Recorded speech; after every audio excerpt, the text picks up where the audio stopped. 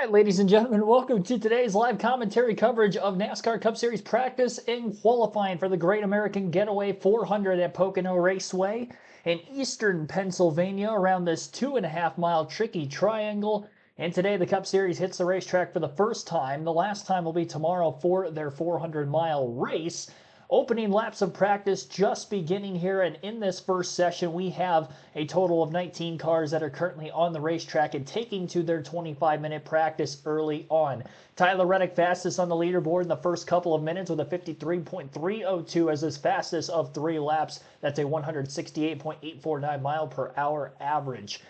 3 turns, unique turns at that, around this racetrack. An intermediate track consisted of listing itself as an oval, and track position will be king tomorrow afternoon. Of course, with Pocono, you don't really see more than one line particularly, and with this next-gen car and everybody being so even, the battle for track position is going to be huge. Going into that race tomorrow, we're going to see some varying pit strategies, I'm sure, all throughout the course of the day. And even before the next-gen car, this was really much a track position kind of racetrack. We got a battle for the regular season championship after back-to-back wins by Denny Hamlin coming into this weekend. A 51-point lead for Reddick over Hamlin to begin the race tomorrow. Only 11 races to go until the chase, so still plenty of time to get there. Ryan Blaney's 157 points back in third, then Chase Elliott in fourth, minus 187, and Ty Gibbs rounds out the top 5 at minus 199. Sixth in points, and the highest of those without a win yet this year is Kyle Larson, the defending series champion. Carson Hocevar up 2 spots after a great week at Michigan. He is in 7th. 8th in points is Chris Buescher, also winless on the year. Daniel Suarez with that Lone Coke 600 win is sitting 9th, and Christopher Bell rounds out the top 10. Bubba Wallace is 11th in points, followed by William Byron in 12th. 13th, Chase Briscoe. Shane Van Gisbergen with the road course win in 14th. Brad Keselowski 15th, and Austin Cindric rounds out the top 16 in points. Cindric's got a 3-point spot, or a cushion, I should say, over his teammate Joey Logano for the final chase position in 16th. Eric Jones, a great week in Michigan last week, 2nd place in Stage 2, 2nd place in the race, jumps up 3 spots in points. He is now 18th, and he is only 22 points below the cut line. 18 points, actually, so I do my math correctly, below the cut line. Then Ryan Preece is 19th. Michael McDowell, A.J. Allmendinger tied for 20th entering this weekend. So that is the top 20 in points headed into Pocono. Early laps of the practice session, now 5 laps in for some of the leaders. Tyler Reddick is first overall, Michael McDowell in second, Zane Smith third, Christopher Bell fourth, and Ricky Stenhouse Jr. rounds out the top 5 in fifth. Sixth is Austin Hill with Connor Zilich in seventh, Austin Dillon 8th, Todd Gilliland ninth, and Shane Van Gisbergen rounding out the top 10.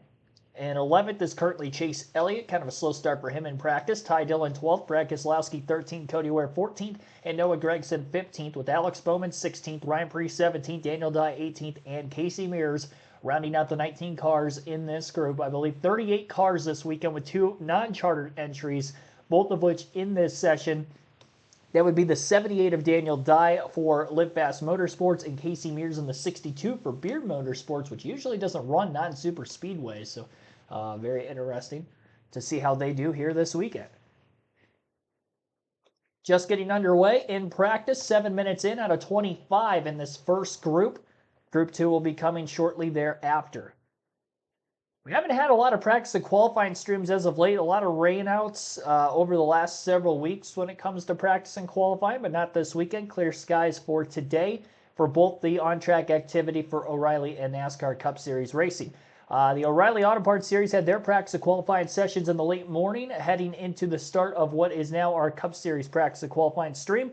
And we will be live for the O'Reilly Series race today at 4 p.m. Eastern as well for their trip around the tricky triangle. So again, we will be live for that one. We're going to do some trivia on this stream as well during the practice side of things. Qualifying single car, 1 lap, 1 round will be coming on as well.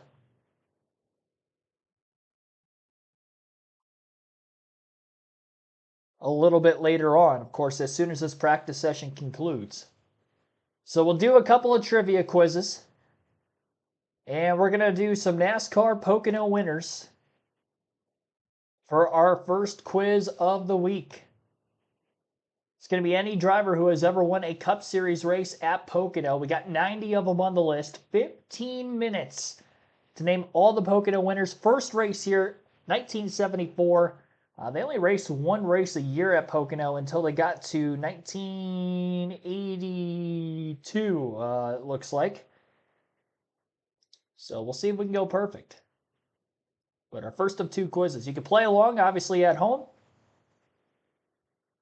And let's get this started. So it goes to 2023. Denny Hamlin has won here 7 times. So he's going to be on the list 7 times. Chase Elliott by DQ won in 2022. Alex Bowman won in 21. Kyle Busch won the other race. And Busch is on here, I believe, 5 times. 4 times Kyle Busch won here.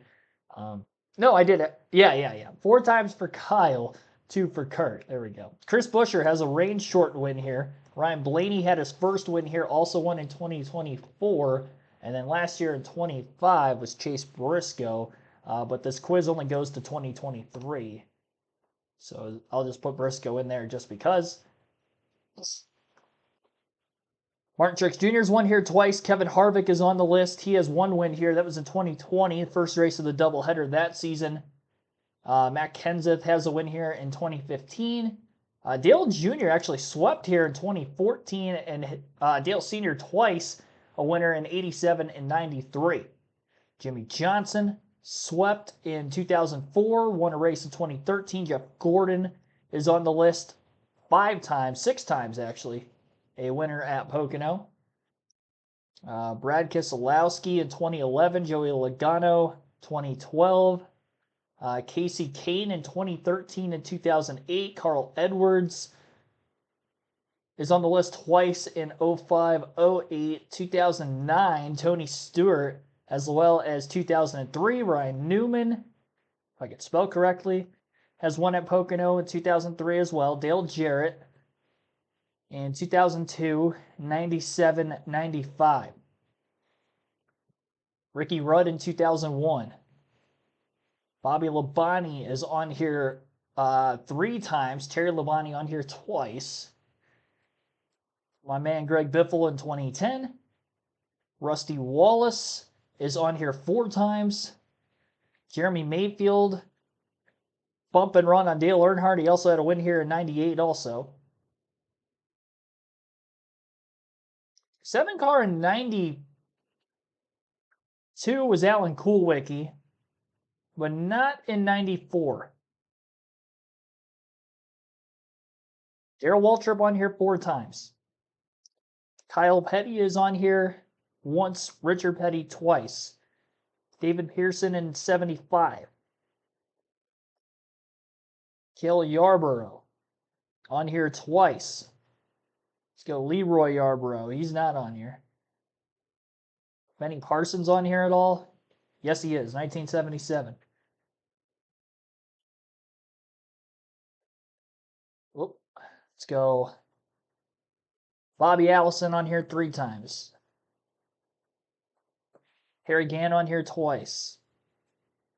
Tim Richmond win at Pocono? Yes, he did. Wow, 4 times. Tim Richmond, a winner at Pocono. Jeff Bodine, 3-time a winner.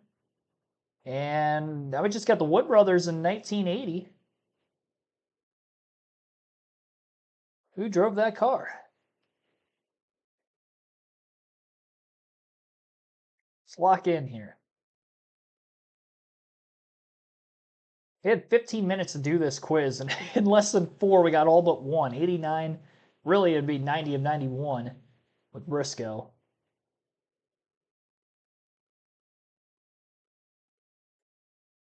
All right, Wood Brothers, 1980. Pearson was 75. Foyt, oh, dang it.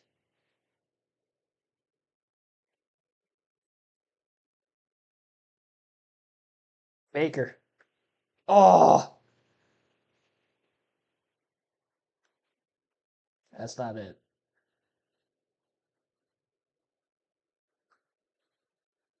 See, now I'm starting to guess. I'm sure the chat's already got it. Nope. Not quite. Bam Hallmark is Villarreal. Thanks for tuning in.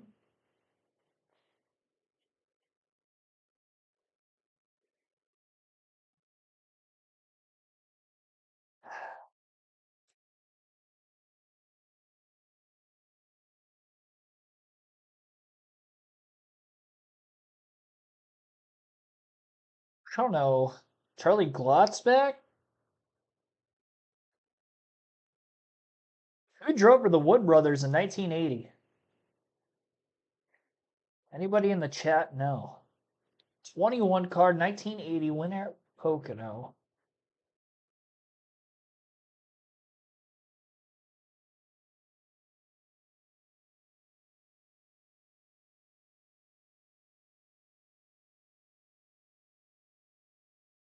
Dave Marcus?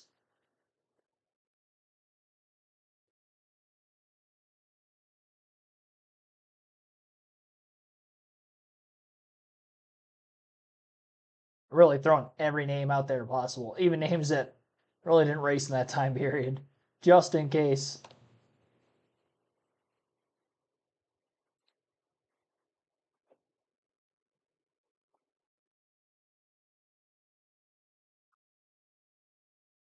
I'm really struggling here. Got 9 minutes. For over 2 minutes, we've been trying to think of who this is.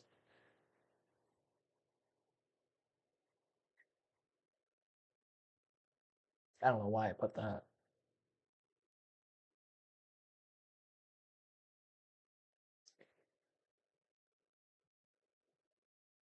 Who would this have been?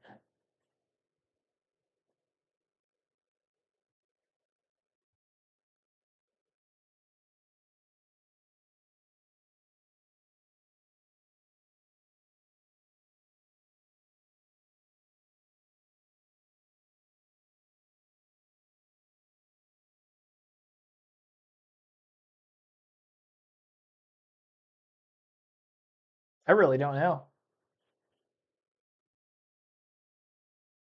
No, it wasn't Ricky Rudd. Because I already have Rudd. He won here in 2001. 1980 for the Wood Brothers. It's not David Pearson. Because I got Pearson on the list. He won here in 75. Who have I not named?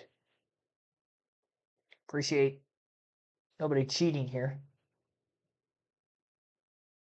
It's going to stink if we end up getting everybody but one in the first 4 minutes out of 15 and then we're just stuck on this last one. But I guess if you don't know it, you don't know it.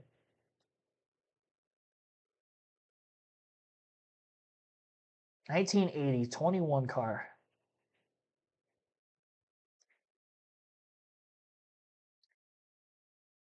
Just trying to think of like the all-time wins list. Like who are some guys on there that I'm just trying to. I mean, I don't even know who else raced for the Wood Brothers that I haven't named already. It's like Morgan Shepherd didn't race for him until the 90s. Ken Schrader was later.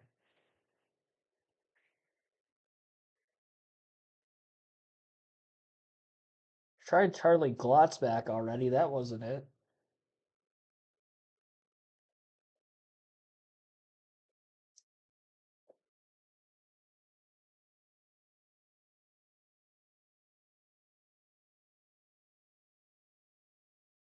Throwing some random names out there. Mark Martin never raced for him.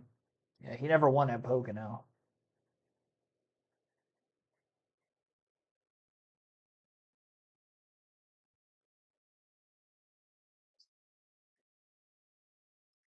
Neil Bonnet? Got it. All right. That took way too long to think of Neil Bonnet, but at least we got it. It might have taken me 5 minutes to think of Neil Bonnet, but there we go. Perfect. Got every winner at Pocono. Our fourth perfect score of the year. We'll do one more quiz. Go NASCAR Pocono. See what other quizzes we have.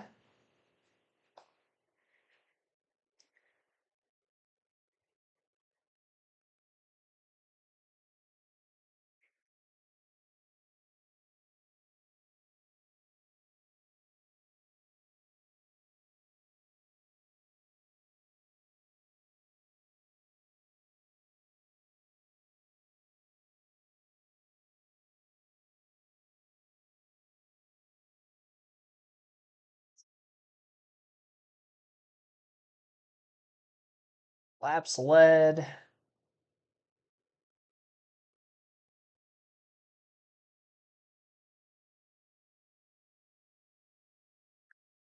I like this quiz. We haven't done this before.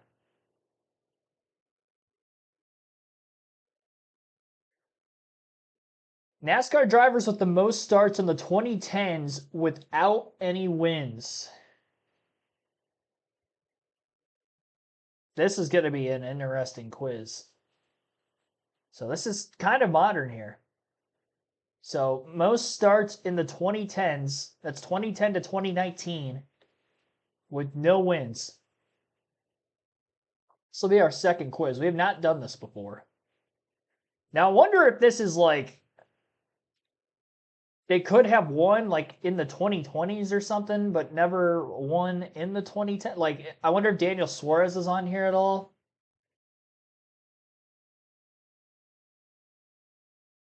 I'll put him first. Okay, so Daniel Suarez is on here. So this is strictly they just did not win in the 2010s. I'm glad I got that out of the way. Alex Bowman. No, he won in 2019. Benedetto was around for a bit. Landon Castle. Parker Kligerman was around for a while. Mark Martin didn't win in the 2010s. Oh, that was a good pull. Cole Custer. He didn't win until 2020. Justin Haley had one win. Ross Chastain didn't win in that decade. Kenny Schrader's actually on the list. Joe Nemechek.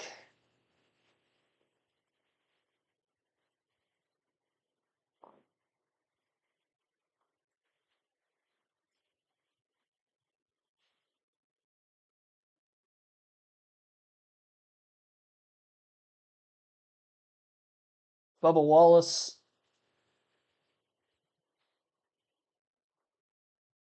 Got Timmy Hill. Derek Cope. Man, he raced for a long time.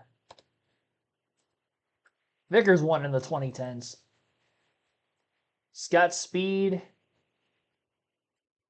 Hornish. Montoya had one win in the 2010s. Boris Said on here at all? Okay. Max Pappas. Yeah, JJ Yaley is definitely on the list. Yaley, Stremme, Reed Sorensen.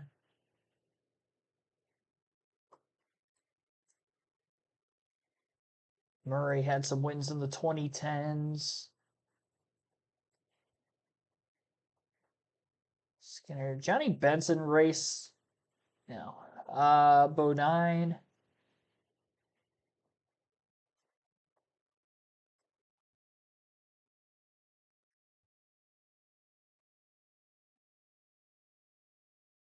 William Byron. He didn't win until 2020.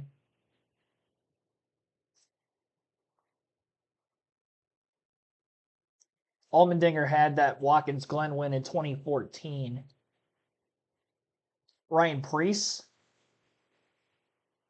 Chris Buescher had the Pocono win. Cindric didn't race that long ago.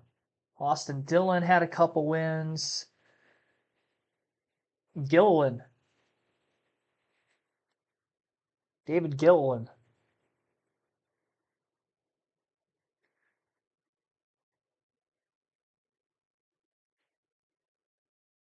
Derek Cope, AA or AAA baseball catcher before full-time racing. Also a good guy. I did not know he played minor league baseball. That's pretty cool. That's a higher level of minor league baseball, by the way. Good for him.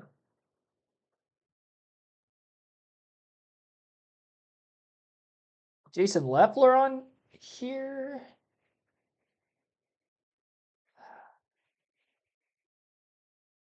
Yeah, 16 of 41.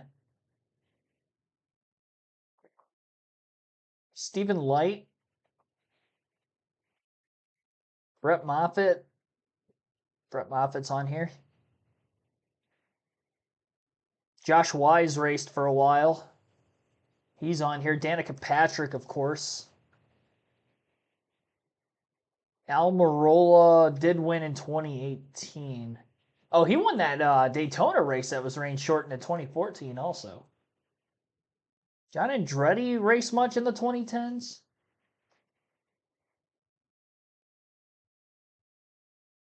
A lot of back markers that we're just not getting.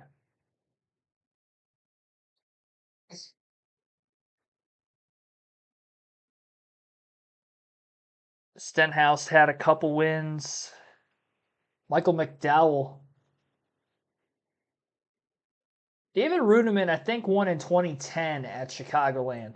Yeah. Michael Waltrip on here?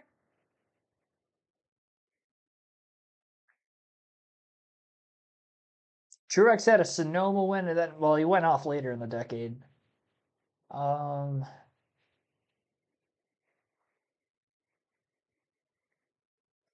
Dave Blaney? Okay. Dave Blaney's on here.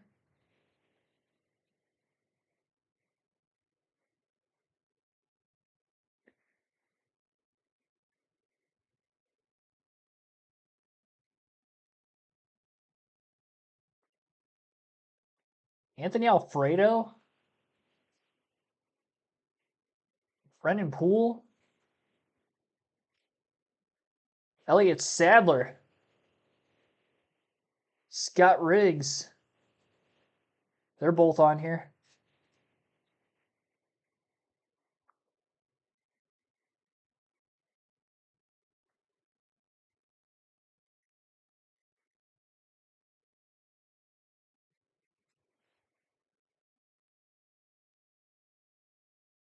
Our quiz that we're doing right now, any drivers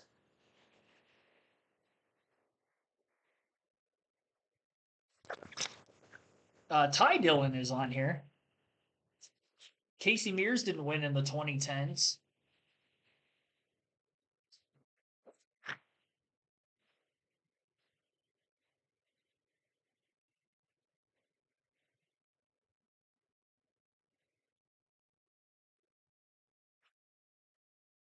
Who else?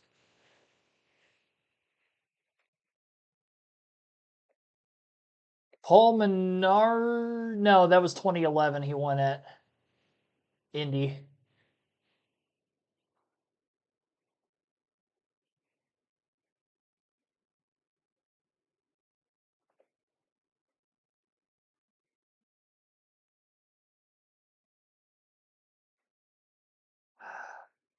Cody Ware.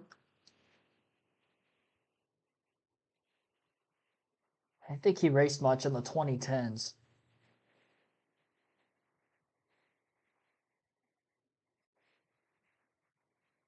Felt like a Mike Bliss. Mike Bliss is on here.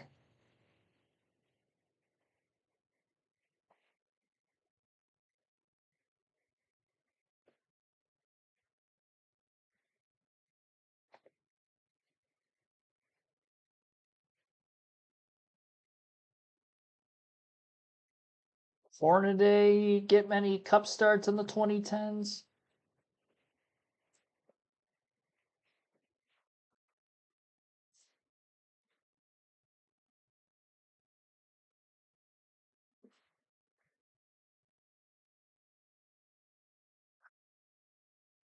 It's a tough quiz.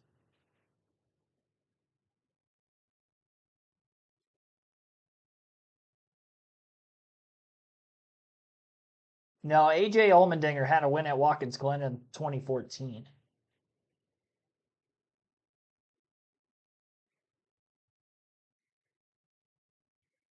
Jack Sprague, probably out of the sport by then.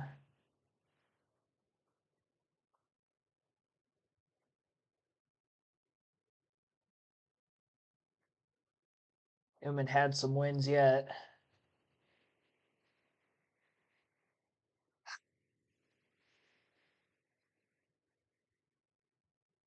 David Reagan had one. Trevor Bayne won the 500.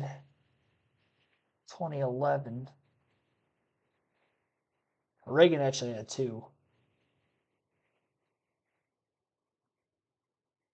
That was tough.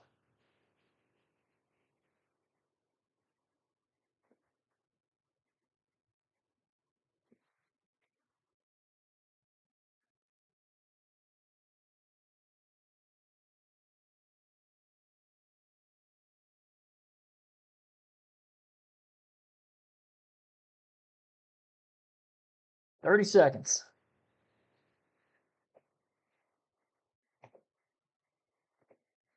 David Starr.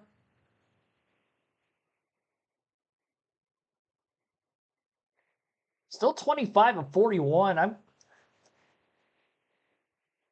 getting stumped.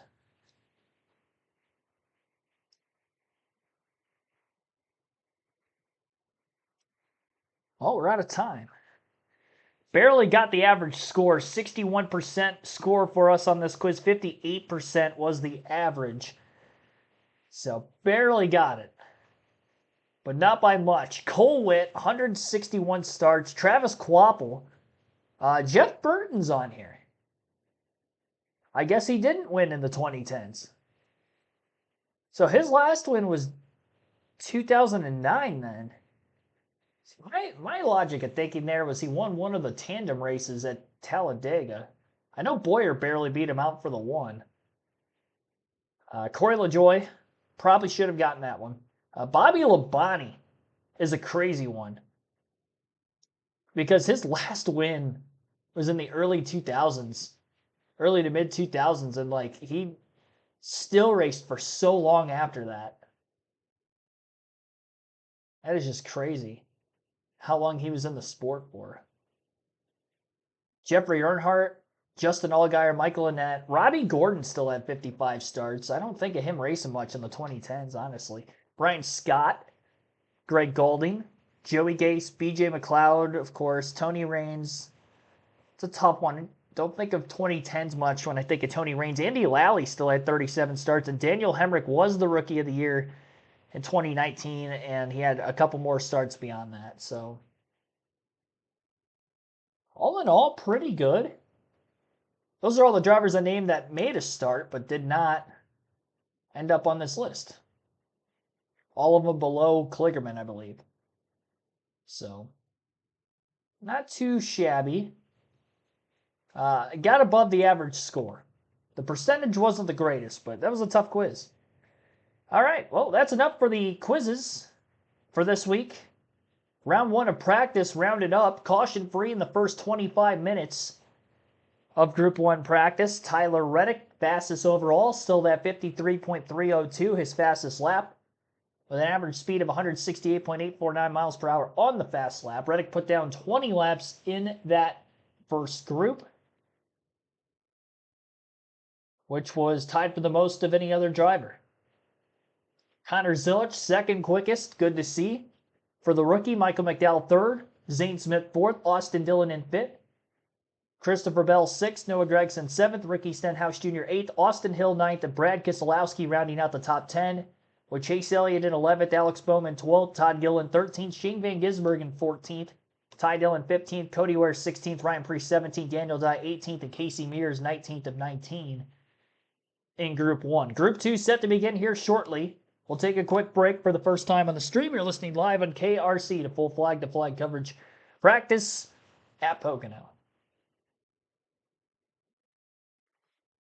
Qualifying at the top of the next hour. And I'll let you listen into the Prime Video broadcast for a little bit during the rest of practice. Got Dale Earnhardt Jr. back, of course, in the booth there. Adam Alexander and Steve Letarte.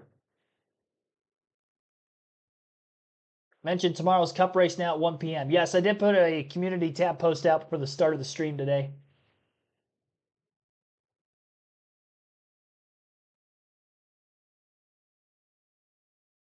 Yep, start time for the NASCAR Cup Series race tomorrow has been moved up 2 hours. So it will start at just after 1 p.m. Eastern, which means we'll be live at 12:30 p.m. Eastern instead of at 2:30 for tomorrow. B. Dobson, Bam Hall, Dean Tate, Marcus Villarreal, thanks for tuning in. You guys are the first in the chat. I'm going to put a poll for who you think is going to qualify on the poll. Who qualifies on pole today at Pocono. Tyler Reddick, so far quickest in practice. We'll throw him. We'll throw Denny Hamlin, who has qualified on the pole the last 2 weeks, including a win in the last 2 races.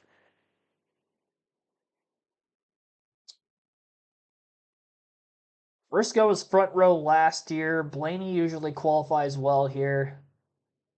Just trying to think of who else I can throw up there. Let me pull up my Google Docs page real quick. See who's got the most polls of active drivers here.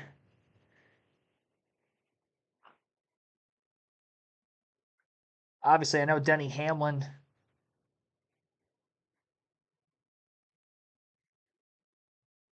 is on the list.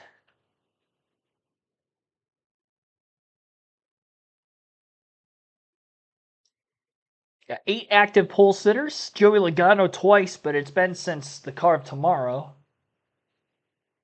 William Byron has a next-gen pole. Ty Gibbs. Byron hasn't been as quick this year. Kyle Larson's got 2 poles, but they were in the Gen 6.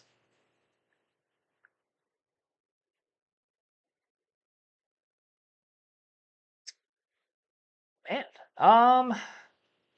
put Carson Hocevar in there. He's been qualifying good lately. And he has yet to hit the track for practice. I'll throw Hocevar in there.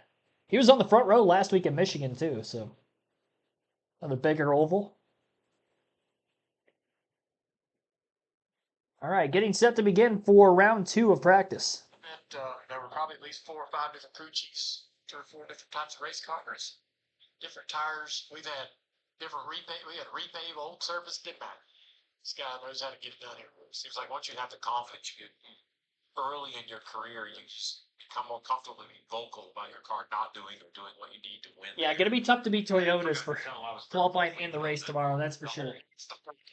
Another intermediate campaign, but he went ahead and spun the grass and went to the back. So he's been working on that double purse really since his first year. He's had flat tires and came back and won. Yeah. He's had all kinds of issues. I mean, talk about a spin to win. He had one last week in Michigan. 2 weeks ago in Nashville, electric restart leading to Joe Gibbs Racing 1, 2, 3.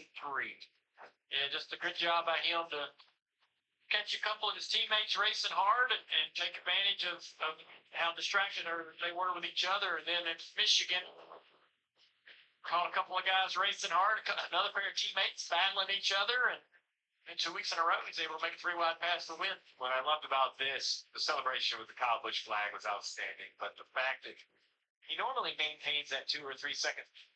I was looking back, he won by 11.11 seconds. I was like, man, if he's good enough to put the exact margin of victory all once, but it was impressive to get out to an 11 second. Yeah. 4 times in his career, he's won back-to-back races, but he's never hit the trifecta.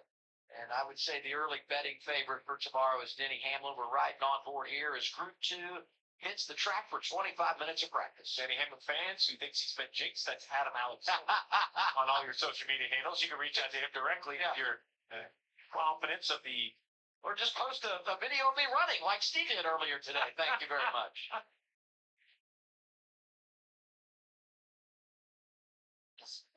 Try it on board. He's going to show us the way to get around here. A little patient back up throttle off turn 1.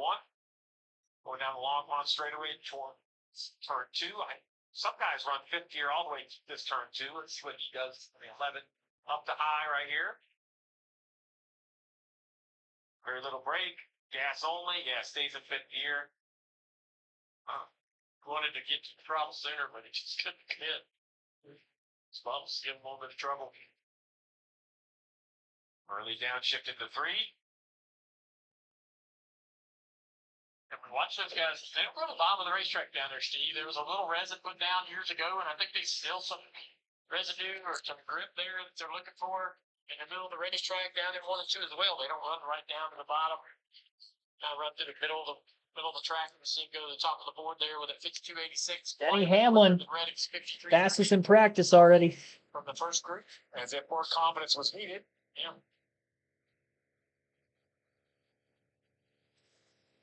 This lap's going to be, I think, better. There were some moments I thought in that first lap, to your point, you had to be patient with the throttle. See here. Oh, yeah. Oh, still not. That tunnel's pretty tricky. And listening to James Murray, who was covering the rally series practice and qualifying show, said that those drivers complained of a lack of grip on this racetrack comparable to years in the past. And it's like that tunnel turn, even in the cup cars, there's just a little trepidation or just kind of carefully trying to get through there, timid to go down in there and commit on entry or back to throttle. So the track's pretty slick this weekend. Already seen some guys get kind of shape in the rally series and spun out in the first group here in the cup practice. Barnhart. Dale, it was kind of cool to see all those highlights of Denny Hamlin winning at Pocono, and what you notice there are all the different cars that Denny has won with here at the Tricky Triangle. And I had this conversation with him over the last few years, but he told me something very interesting in the fact that he said, I've always made speed the same way at Pocono. Doesn't matter the car, doesn't matter the amount of bumps, doesn't matter the weather here at Pocono. Speed has always been made the same way here at this racetrack. Do you agree with that, Judge? You and your time here as a former winner at Pocono kind of find the same thing, that you do the same things no matter what kind of car you're in to make a quick time here? Yeah, I think this place has a rhythm, and the fact that each corner is different, it just you can't charge it, you can't rush it, you can't rush the throttle. As we see the cars and see Denny going through the tunnel, he has to be very patient, and that's hard for race car drivers to do. Every time we go through a corner, we remember what we did the lap before, and we try to do more. We try to get more. We try to go in further. We try to get on the gas center. He's really, really smart and patient. If you know him as a person, it fits his mentality and his approach to things. And so he just finds a rhythm that really, really works, and he can discipline himself to do that lap after lap after lap without asking to try to do more or overdrive the race car. Car top of the board right now, and I was trying to figure out kind of where he was at on balance. I think some of it is the draft. He's right behind these two cars, the 19, I believe that's two in front of him. The paint schemes, I can't tell if it's the 2 or the 12. But the 5s give you just a big toe, I think, down these straightaways. This Arrow is just a really draggy setup. This high downforce package has a lot of drag on it. Anytime you start to see it far up ahead, now it does hurt you through the corner. You see the 5 run a half a lane lower, but when he exits turn 3 right here, he's going to get a big toe on this 2 car down the straightaway. See what his top speed is. See how it climbs so quickly? Like he's getting the, and the 2's getting the toe on the 19. Briscoe's out here doing the work for everybody. The only driver inside the top 10 right now on the speed charts that went out in Group 1. Reddick is 10. Top 9, all from Group 2. And Larson leading the way. Steve talked about managing the track. Maybe that's what put him P1. Third and fourth on the board, Team Spire. Suarez and Fosavar both have won this year. Both great last week in Michigan, and both comfortably in a chase position right now as we head toward 10 to go until we run for a title. It's the chase before the chase. The chase to get into the chase. Sure. You see his last 5 finishes, right? It wasn't from nowhere to winning. He's consistently running better and better, finding some comfort. Him and Ryan Sparks finding a good connection. How aggressive to be on strategy versus how much you have to work on the race car. Just in front of him, the 21 news this week. Be a driver change for the Wood brothers next year. Josh Berry behind the wheel of the 21 won't be returning. So there'll be a lot of speculation of who's going to go in that seat, some speculation about where Josh is going to go. I'm interested to see the answer to both questions that they come out over the summer. Yeah, it's different these days in the Cup Series. You just don't see a lot of opportunity. There's not a lot of options. There's not a lot of cars that are actually looking to replace or change drivers. So, I could think off my head only about 3 cars that might be available at the end of the day for someone to, a new driver to be plucked up out of the rally series or shift from one seat to another for a Cup regular. But there's not a lot of options out there. So it'll be interesting to see really who goes where. 8 minutes in, Group 2 practice at Pocono. Larson in front of Hamlin, Suarez, Kosovar, and Buscher. It's NASCAR on Prime. There hasn't been any links with Josh Berry to Hendrick Motorsports. He did have a handful of starts there in replacement of both Alex Bowman and Chase Elliott when they were injured back in 2023. And he had some good runs there. He finished runner-up at Richmond. And I think that was in the 48 car, if I remember correctly. It was the 9. It was Chase Elliott's car. I believe he had the runner-up at Richmond, and I believe he had another top 5 in the 48 car later that year when Bowman had his concussion in the fall. And we haven't seen him in a Chevy since, because I basically got him the full-time Cup gig with now the 21 at the Wood Brothers.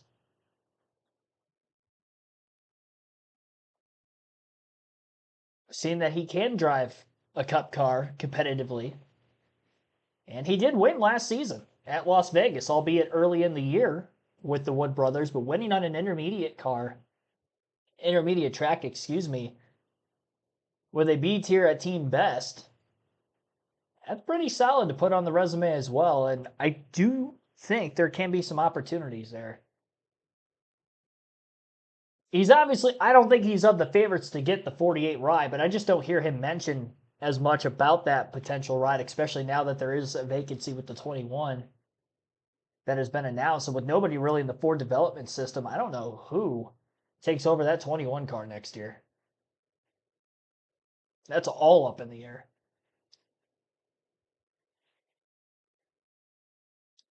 Unless they bring Harrison Burton back.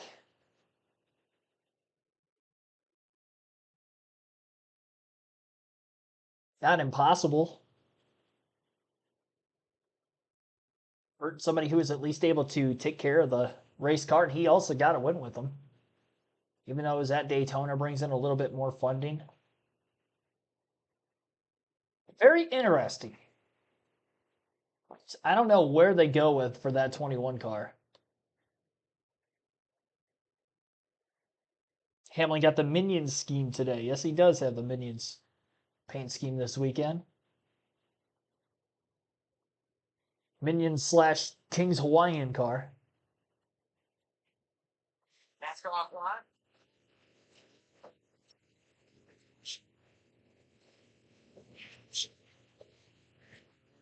So, the air.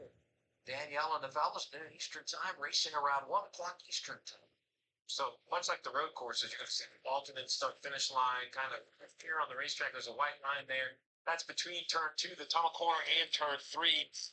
They use it because it allows, both in qualifying and practice, you go out and your up speed lap, you cross that line, and then you come by to finish your lap. You only have to be at speed for 2 laps instead of 3, which makes qualifying move quicker, makes practice move quicker. So that's kind of where it is. If you're sitting right here, if you're basically looking to know where it is, it's right about there. So, you can leave, come by, put that start finish, and then finish it up the pit road. Right on board with Joe Logano, Cup Brothers Pizza. On board. Joey is 19th in practice. Looks like the two-car Cedric is 15th. Josh Berry with the Wood Brothers and their affiliation relationship with Vince, 17th. Joey's 19th, and Blaney back at 21st. So a little bit of work to do maybe for the Fords and the Vince Fords.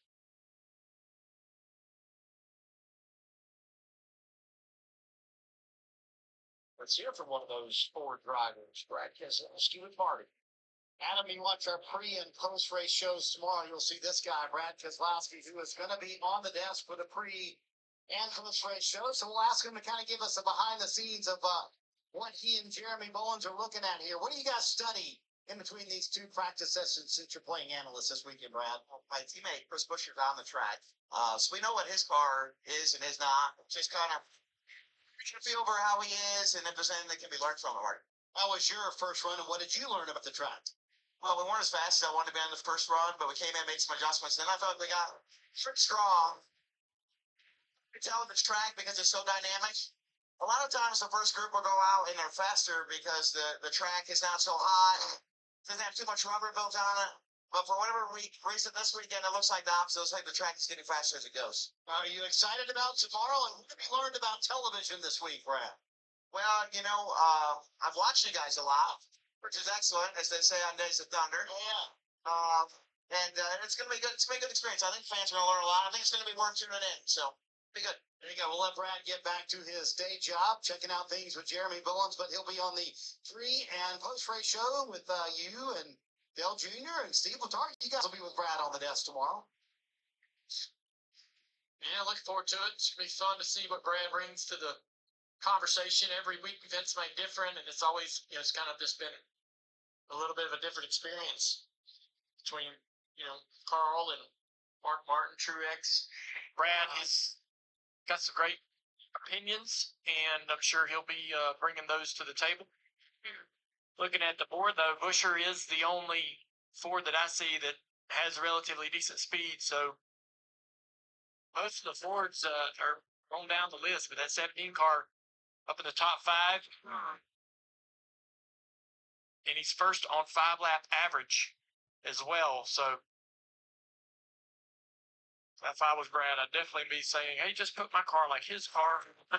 Brad is back in 29th, even though he thought he got his car better after a couple adjustments. He did run his fastest lap on lap 12, so they did make his car better, but I don't know, to his point, it's hard to tell really how much better you need to be, how much more you need. And this guy right here, in this 77, Carson Hocevar, he's been the topic of conversation, and I think he will be again this week. Tomorrow's race ran really decent here last year. Seems to be improved. He seems to be improved, so wouldn't be surprised to see them battling up front all day, continuing his season-long, being part of the conversation. He's always a lot of fun to watch. Waving out the window there, that's pit road. Sitting there 4th on the board. He's 2nd in overall average, 2nd in 5-lap. It's a good speed from Spire. His teammates are right there behind him. Suarez, number 7, is 3rd in 5-lap and 4th in 10-lap. So, been fun. Yeah, we watched last year the 77 car have a good run, but this is what we all remember, the big save off of turn 3 here. Just taps. Wall probably saved him a little bit there. I don't know if he'd have been able to curve. That was so cool. He had one last week in Michigan, too. Yeah. But that's what we like about this guy. He's going to give us those moments. And, we're going to call him out when he might make a decision that we don't agree with. But it's those decisions and it's that mentality that make it fun to watch him. That make it fun to have him as part of the sport. So unique. Went to Berlin, tried to run some racing, run some short track racing this week. Made some headlines there. From what I read on social media. So he has a highlight reel wherever he goes. We appreciate it, and I love the fans that support him. I'm okay that the drivers don't want. It's okay to disagree.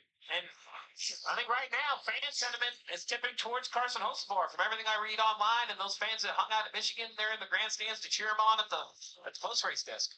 I thought for sure he was going to get that pole last week at his home track at Michigan. Last car out, Denny Hamlin broke his heart. Driver 11, 2nd right now in the practice session. And we go back to last week, and here it is. I mean, Hocevar does such a great job. And the reaction from the crowd when he crosses was just awesome. Yeah. And then Hamlin had to go out, break his heart. Oh, you're kidding me. He set a record, a new record in diecast sales. Saw it. Wow. An old record of mine. So in the 24-hour period of after he won his race at Talladega, he sold more diecast pre-orders in that 24-hour window than anyone has ever done in the history of the sport since they've kept this record since I think they started tracking since 2010. So he's absolutely growing a fan base. What he's doing on and off the track is working, and it's great for the sport. Back on board with Denny here. Second on the board. Only 7th in 5-lap average, but we're not going to worry about that because he don't worry about that. And we learned that lesson last week. He's not real concerned with overall initial speed. He wants his car to run really, really good over the long run. So let's listen to some car radio, see if we can learn a little bit of how this car's doing. Really.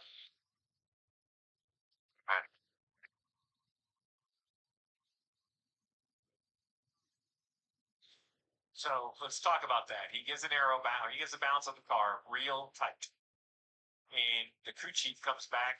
I think it was the crew chief. Sounded like Chris Gale. Comes back and said, appreciate the info. We're not going to make a change. We prefer to run more laps here. So why? Why do they want to run more laps? One, they might want to see where the balance goes. Two, and I think most importantly, they just want to burn fuel off. Because we go qualifying here in a minute, and you don't have to fill these cars back up for qualifying. You had to be full to roll through inspection. Everybody had to be full to roll through inspection. But now you don't have to put gas in it to go qualify. So they want it to be light. They want the nose weight for the aero balance. They want all these things for qualifying. So Chris Gale's like, man, I hear you, and I know you're tight, but just keep burning gas for me. I know you're a race car driver and you want to make this better, but right now all I need you to do is burn as much as you can on all these laps. Crazy. And he is not on the board in the 10-lap average. He's ran 14 total, and he's not in the top 10. So he was 7th on 5-lap, and then he falls off the board in the 10-lap average. So while he may hope that they can come to pit road and get this car adjusted because he does want more speed and balance, it's a gamble they're going to have to take here. Heading toward 5 minutes to go. Group 2 practice. Kyle Larson leads in Pocono. Larson, the fastest in this practice session so far. We'll go over the overall times here. So Larson first, Denny Hamlin second, Daniel Suarez in third. Fourth is Carson Hocevar. Chris Buescher rounds out the top 5 in fifth. Riley Herbst in 6th, Ty Gibbs 7th, William Byron in 8th, Ross Chastain 9th, and Chase Briscoe round out the top 10. The top 10 also in the overall standings are all in Group 2. And then the fastest from Group 1, who is Tyler Reddick, sits 11th. Connor Zilic, 12th, who is also in Group 1, followed by John Hunter Nemechek, Eric Jones, Bubba Wallace. That is 11th through 15th.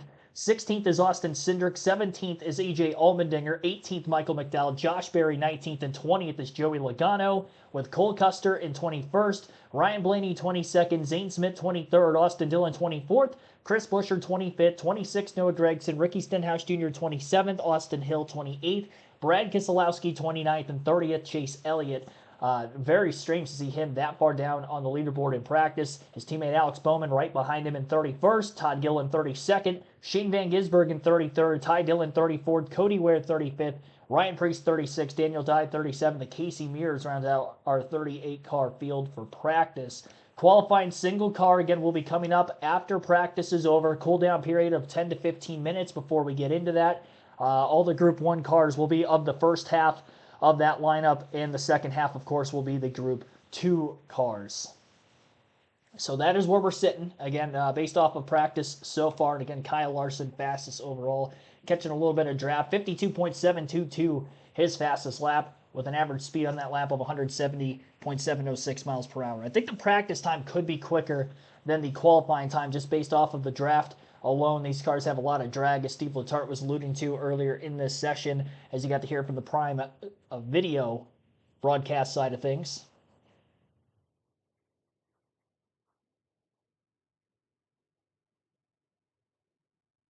All right.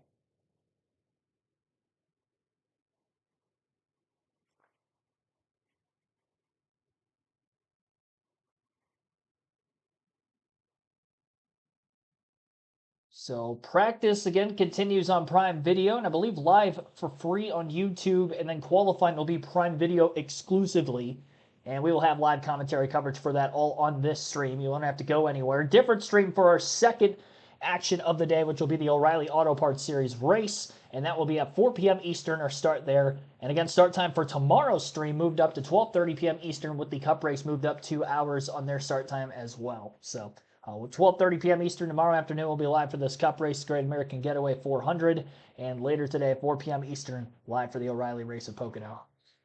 See Denny back here and said, Denny finally did jump on the 10-lap average at 8 right now. I like that 10-lap average. Not everybody has ran 10 straight laps to be able to get that average. You see it right here on the board. This is the 10-lap average for everybody. So a lot of cars might have come to pit road and cut short their ability to earn their way onto this board, but it's a pretty good understanding of where speeds are and how your car, how you might, see your driver running over the course of a long run, because 10 laps here is nearly half of the run. So, right.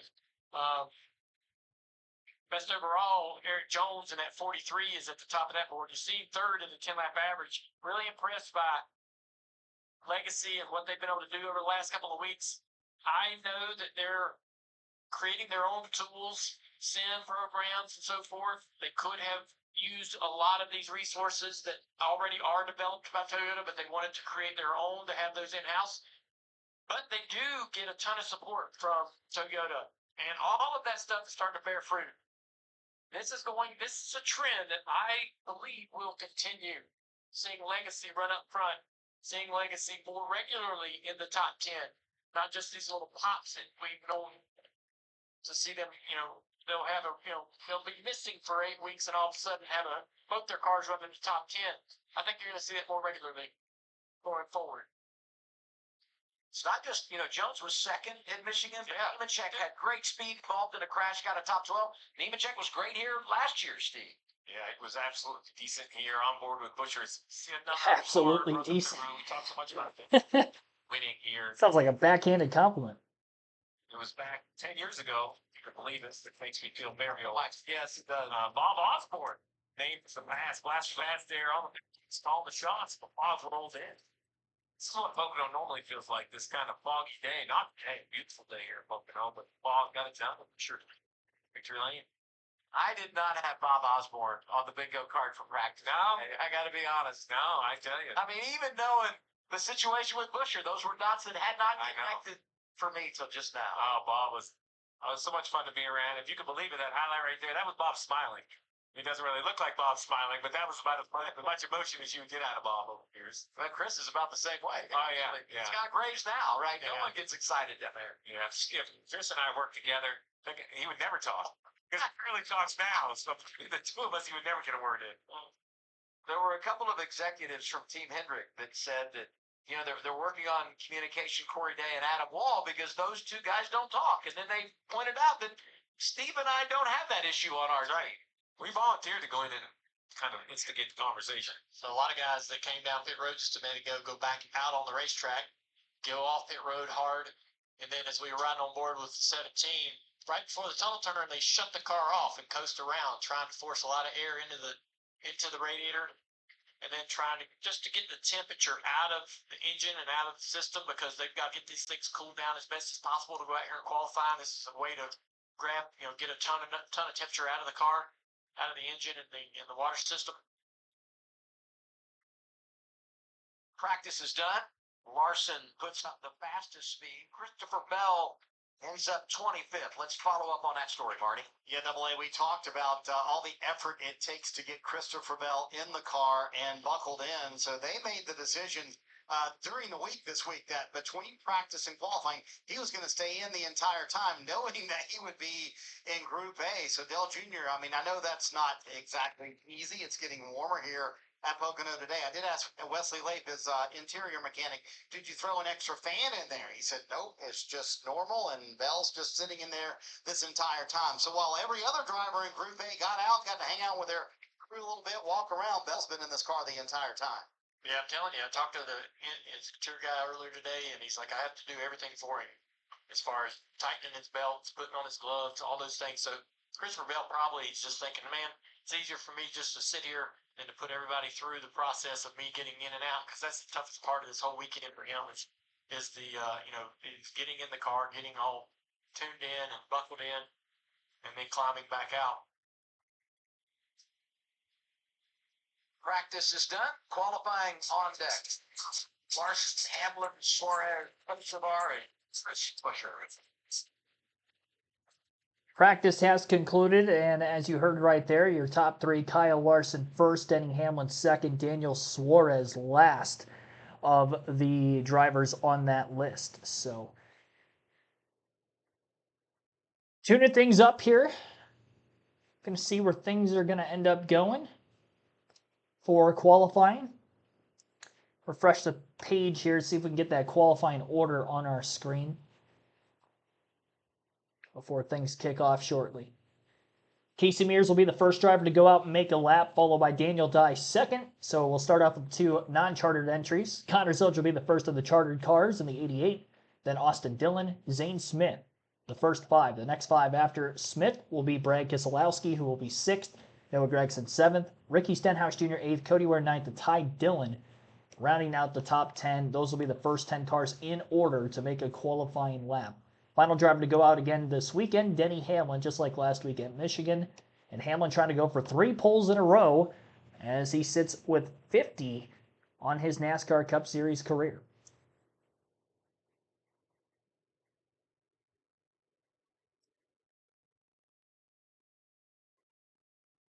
All right.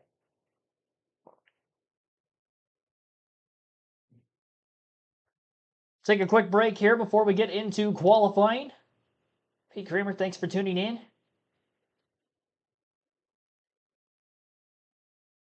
I wish I was that absolutely decent. Yeah, I don't know why he said it like that on the broadcast.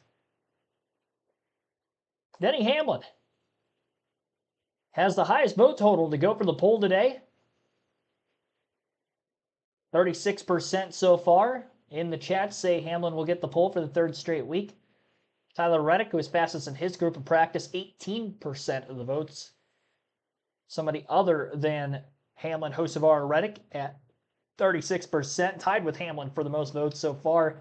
And only 9% taking Carson Hocevar, who had a front row start at Michigan a week ago. And Hocevar also top 5 in practice today. He was 4th fastest overall.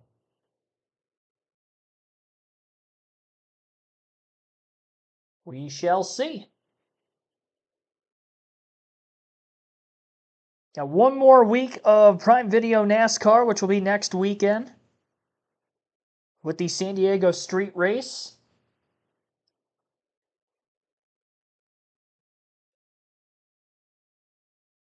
And then TNT will be taking over shortly thereafter.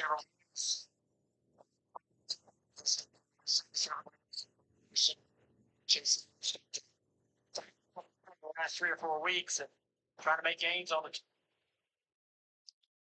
Not trying to back out of that, my bad. Jones, Daniel Suarez, John Hunter Nemechek, Legacy representing in the top 5, Chase Briscoe, Ross Chastain, Denny Hamlin, and Joey Logano. Good speed out of Joey over the last couple of weeks in parts, right? We're not still seeing what we expect out of the Penske Force yet, but here he is in the top 10. Like they're finding a little bit, making some gains on that 22 car.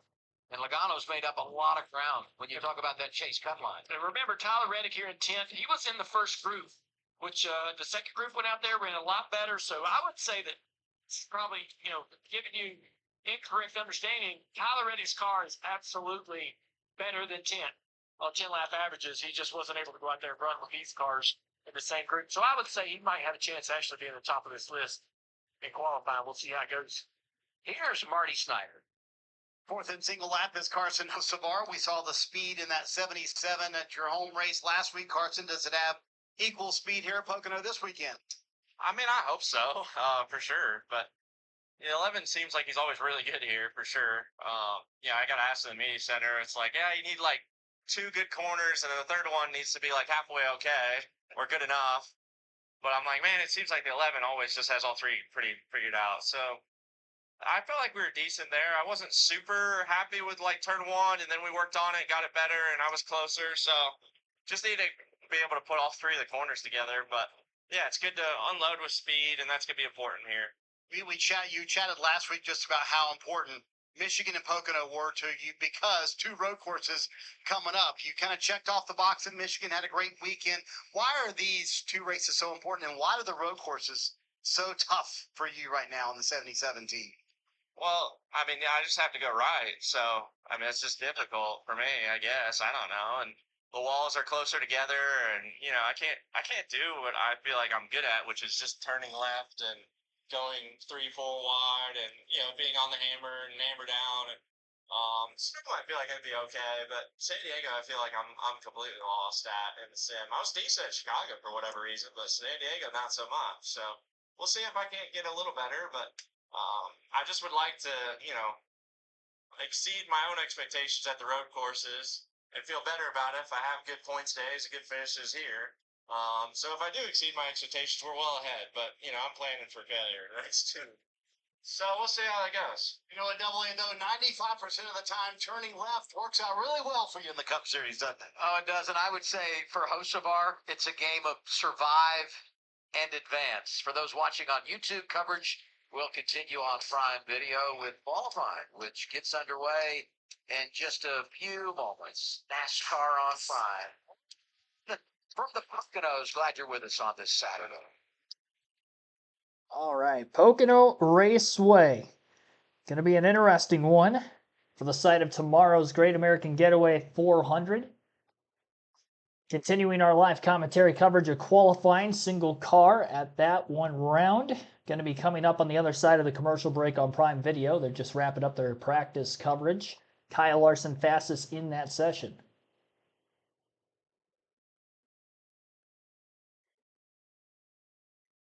Yeah, I've been listening to Action's Detrimental off and on again over the last few seasons since it came about. I did listen to this week's episode following Hamlin's win last week at Michigan.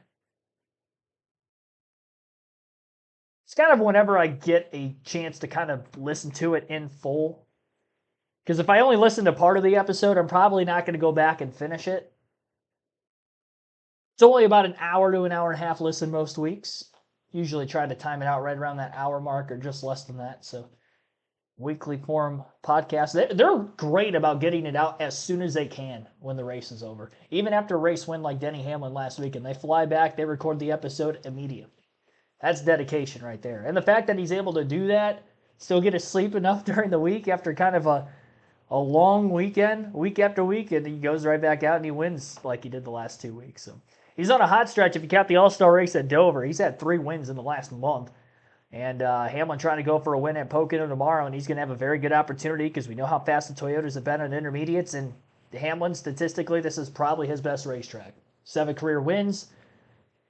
He's had quite a few poles as well in his Cup career at Pocono. Looking at it real quick. Nope, wrong page. 5 career poles at Pocono for Denny Hamlin also. And one of those was last season, where he qualified on the pole. Finished second to Chase Briscoe, his teammate, in the race. Hamlin also has a next-gen pole in 2022 at Pocono as well, so he's the only driver to qualify on the pole multiple times here in the next-gen car. 2 out of the 4 prior races. Swept for the pole and the race wins in 2006 in his rookie year, and in the June 2014 race had a pole as well. Other drivers in the field that will be in tomorrow's race that have qualified on the pole at Pocono. 2 times for Joey Logano in the Car of Tomorrow era, 2011 August and 2012 spring. Of course, won that 2012 spring race. Kyle Larson, 2014, in his rookie season in August, had the pole here, and also in 2021, qualified on the pole before the doubleheader weekend began. Brad Keselowski in 2016. In the June race, had a pole that year, his only pole at Pocono. Ryan Blaney in 2018 June. Daniel Suarez 2018 August. William Byron, 2-time pole sitter in the 2019 June race and a next-gen pole in 2023. Ty Gibbs in 2024, his lone pole at Pocono. 8 drivers in tomorrow's race have qualified on the pole here. Michael McDowell standing in with Marty Snyder. And so there's usually a little bit of discrepancy between Group 1 and Group 2, which we saw a bit today. It was going against your and see how you stacked up. I feel like Delaware Live Chevy was close, perfect but close. And then it be there, my 2 Spire teammates had good speed. So we got good notes from both, and hopefully we're able to take those notes overnight, make the right adjustments, and hit the track. Running tomorrow on that first stage. That first stage is so critical to get the balance right. So, but right now it's all about holding your breath for one long lap here at Pocono. Let's see. Pocono, San Diego, and Sonoma. Is it your favorite 3-week stretch of the year? Yeah, if they could throw one more road course in there, it'd be great. But yeah, this is a great stretch for us, and we know we need to maximize it. We're a little bit behind on the points, and these next 3 weeks are really critical for us. It's 4 stage points, run up front, get top 5s, and hopefully cut that gap to the chase a little bit more before we hit the end of the summer. Double A, most people thought, hey, 2 road courses in a row. Michael McDowell said, hey, let's throw a third one in the mix. Why not? Yeah, no doubt. I mean, when you run as well as he does, and you think about that second place run at Watkins Glen behind Shane Van Gisbergen. So it is crazy with how front-loaded the schedule is with the road course side of things. Only 4 of them this season compared to years past where we've been in that 5 to 7 number. So down, obviously, with the Charlotte Roval announced that will be the Charlotte Oval in the fall. There are no chase races this year that are road courses. And also the fact that we're in the first half of the entire season, and the second half is going to be all ovals going forward because we got back-to-back road courses in the next 2 weeks after Pocono, with the straight race next week in San Diego, and then at Sonoma in California while they're out west, a mini West Coast swing in the middle of the summer. Casey Mears, first driver to make a lap in qualifying, 54.212 for the Beard Motorsports number 62 Chevrolet, 166.015 mile per hour average for Casey Mears. And again, he is the first driver to go out for qualifying. Casey Mears has a career best at Pocono. In 2007, he actually finished 4th here with Hendrick Motorsports. Daniel Dye on track next for his second career Cup start this weekend. He had his debut in the Cup Series at Talladega earlier this spring. So Pocono debut for Dye. Finishes up with a 53.642 second lap time on his qualifying lap, 167.776 miles per hour. Roughly 0.6 faster than Casey Mears. Some pretty good speed out of the Live Fast car, all things considered. Connor Zilch will be making his Pocono debut this weekend in the Cup Series. Was actually second fastest in Group 1 practice. A last place finish 3 weeks in a row. Looking to bounce back from that. It has been a rough stretch for the rookie Zilch as of late. And you wonder if his road course racing prowess could cause him to have a good run here this weekend. Actually won at Pocono last year in the O'Reilly Auto Parts Series race with Dale Earnhardt Jr. as his crew chief for that one. One of the 10 wins Zilch had in that series a year ago. Top of the leaderboard for Connor, 52.949. And the 19-year-old, we'll see how long that lap time will hold at the top. Of course, being early in qualifying, it's going to be tough. Austin Dillon in the 3. Going to be up next for Richard Childress Racing. Alternate timing line in the middle of turns 2 and 3. There are not 4 turns in Pocono. What? Turn 4. Short shoot between turns 2 and 3 is the alternate timing line. So that's why these qualifying laps are coming in rapid fire. When the first driver starts their lap at the timing line, the next driver goes out for qualifying. So as long as there isn't an incident on the racetrack resulting in that driver having to come in before their lap begins, it's kind of a bit of a risk to do that. When NASCAR tries basically what I call a version of speed qualifying. Austin Dillon, second fastest of our first 4, by the way, 53.214 when he wrapped up his lap moments ago. Zane Smith's been on a bit of a hot streak up until the DNF after a crash in turn 2 at Michigan last week. Had some consistent good finishes going. Unfortunately, one bad run knocks him out of the top 20 in points. And also, with that bad run, means that he has to go out early in qualifying this week. Not indicative of how that team has been as of late, and really on the year as a whole. 52.591, top of the leaderboard for Zane Smith. Of our first 5 qualifiers, 171.132 miles per hour for Smith. Going back on Austin Dillon, his career best, 10th in 2022 in the Next Gen era at Pocono. Zane Smith, his best finish here last season, 25th. Brad Keselowski, our first former winner to go out and qualify. He was a winner here in 2011 in the second race that season. And Keselowski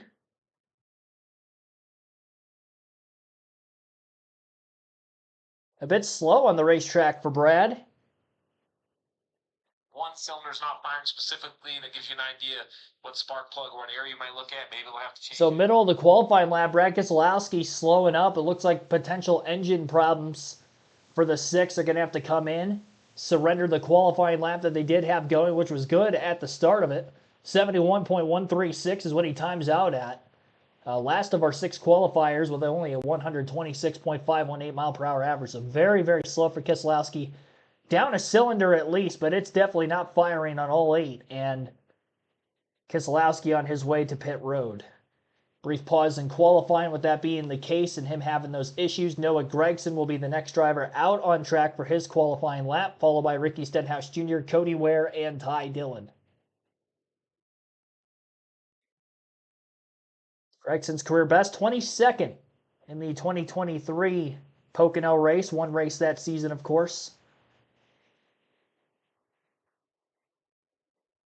One race a year at Pocono in the next-gen era from 2022 through 2025. Find some seats. You know, we talk about Brad having something to talk about tomorrow in NASCAR. You think about the situation for Christopher, got banged up in Michigan in that crash. When Brad won here in 2011, he had been involved in that testing crash at Road Atlanta earlier that week. A lot of speculation about if he would be able to drive with that busted ankle. Comes here, and he doesn't only compete, and he goes out and gets to victory lane. So that was an impressive moment for him in his career. Yeah, you and I were down at Road Atlanta that day that he crashed off the front straightaway. We were there testing as well, and it was just a vicious accident. We didn't see it happen, but that was the damage to the car. There's the ankle. And he's here to a track where shifting wasn't the norm back then, right? But here you would shift. Maybe made it look easy. Yeah, pretty impressive. To cut it out is come win the race.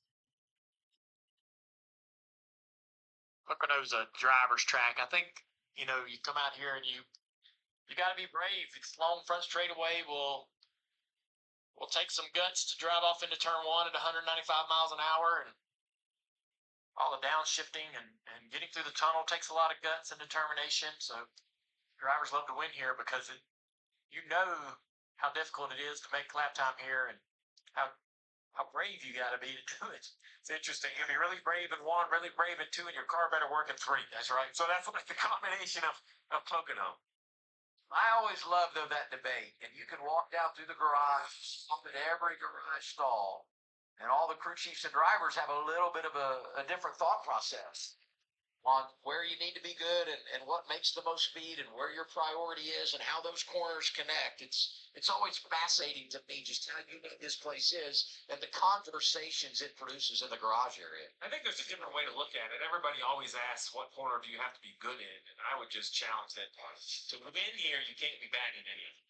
Right, you're definitely going to exceed in one corner. That's going to be like your favorite corner. Your car's going to be the best. But you can't go to one of the other 2 and just kind of be average or below average. So your car has to work everywhere. It's kind of like the chase approach, right? You don't have to win every week. Just can't have those DNFs. It's right. That's here at Pocono. You don't have to own every corner. You just can't be bad in any of them. Fastest car in qualifying, Zane Smith. His teammate is now in the 4th. Fellow Gregson, Ricky Stenhouse Jr. also on track, getting up to speed. That was a 27-year-old driver line up in front row. Really the youngest in the garage area.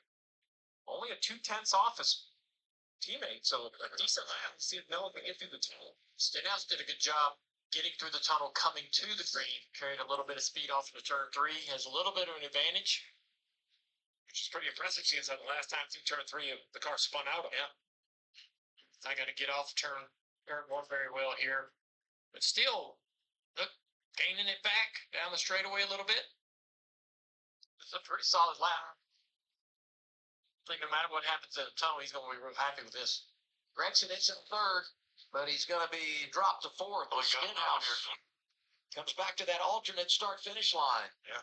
Solid lap, driver 47, 2nd, 52.65.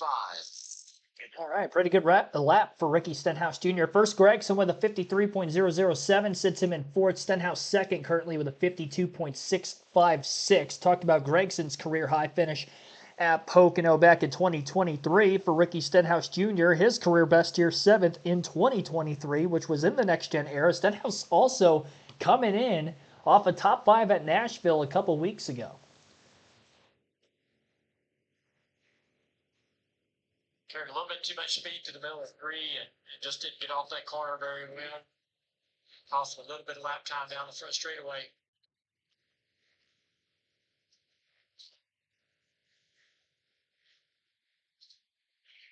The 10 of Ty Dillon.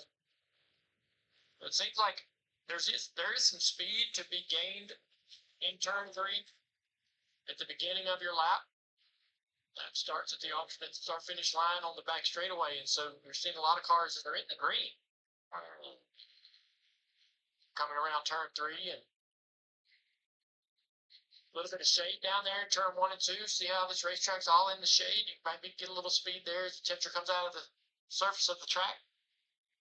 Beware 6 of the 9 cars that have been on track. With that asterisk beside Brad Keselowski, who had the problem. Now Ty Dillon going to bring it back.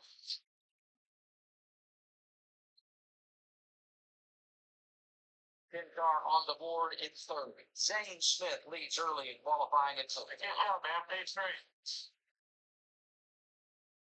Qualifying ongoing on Prime Video and live right here on KRC. 10 drivers out of 38 have made their qualifying lap, with Zane Smith the fastest of which so far, with a 52.591 being the time to beat, a little over a 600th of a second gap between he and current second place driver Ricky Stenhouse Jr.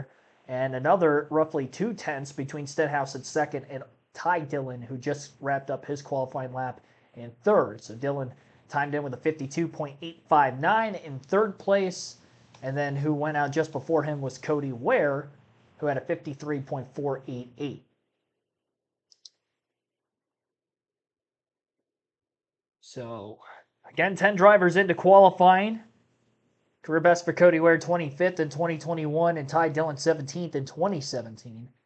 Shane Van Gisbergen will be the next driver to qualify. Been doing pretty good on the ovals as of late. We'll see what he can do here this weekend, as he'll be the 11th driver to make a qualifying lap. Tyler Reddick, who is fastest in Group 1 of practice, will be up after him.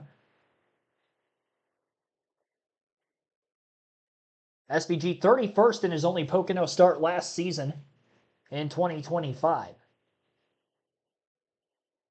So after SVG and Reddick, then will be Christopher Bell, driving with a broken wrist this weekend following a vicious accident at Michigan in the race last week with Chase Elliott.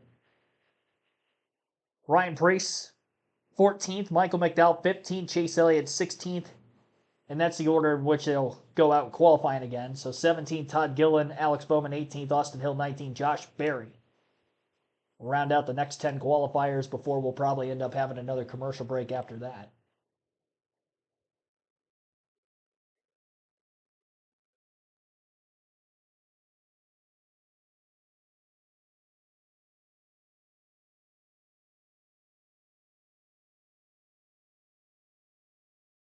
Prime Crew gave out a shout out to the YouTube coverage. Probably their YouTube coverage, not mine. I don't think it was of mine. Connor Burke, Earl Arnold Jr., welcome into the stream as well. Got some newcomers here early this afternoon. Once again, live coverage of today's O'Reilly Auto Parts Series race at 4 p.m. Eastern. And we will also be live for tomorrow's NASCAR Cup race at 12:30 p.m. Eastern, with the start time being bumped up roughly 2.5 hours. 2 hours, excuse me. We'll be going live about a half hour or so before the start of the race, as we do every Cup Series race day on Sunday. Qualifying continues. Our chat poll for who you think is going to qualify on the poll for today's race, which was put up after the first group of qualifying roughly an hour ago. 22 votes have been casted so far. Denny Hamlin at 23% leads of the drivers in that poll, but somebody other than Hamlin, Reddick, or Hocevar leads the poll overall at 59% of the votes. That was a tie between Hamlin and other at the end of practice, so second half of that set of votes that have been coming in, skewing the poll in the other's favor. Tyler Reddick at 14% of the votes, and Carson Hocevar only getting 5% of our votes so far. We'll continue to leave that poll open until we get closer to the end of qualifying. Shane Van Gisbergen just wrapped up his qualifying lap. Not as good as I would have hoped to have seen out of him. His teammate Connor Zilch, who was only the third car out, actually a couple tenths faster. SVG, 6/10 off the lead in 6th with a 53.191. Tyler Reddick, who has a career best of second twice at Pocono, just wrapped up his lap as well, and he goes to the top of the leaderboard with a 52.568, but only a couple hundredths faster than the previous fastest time, which was set by Zane Smith.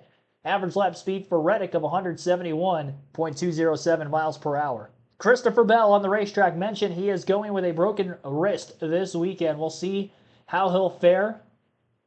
It's going to be a tough couple of weeks to race with that broken wrist. Not sure if they have any drivers on standby to sub in for him. I'm sure he is going to do his best to try to finish, but all he has to do is start the race to receive points as he tries to keep himself in chase contention. Cleared enough by NASCAR to be able to race this weekend and powering through injury. No surgery was required to the broken wrist because there were no bones out of place for Christopher Bell prior to this weekend, but still a broken wrist after all, and has some right ankle soreness and swelling as well. No major injuries there following his crash last weekend. It was turn 4 at Michigan. And if I remember correctly, I believe that was at the beginning of the final stage, where that crash ended up taking place on a restart. Chase Elliott's car breaking loose sideways into Bell, who was on his outside, and then battled for second place. Christopher Bell wraps up his qualifying lap 52.724 for Christopher. 170.7 mile per hour average for his lap.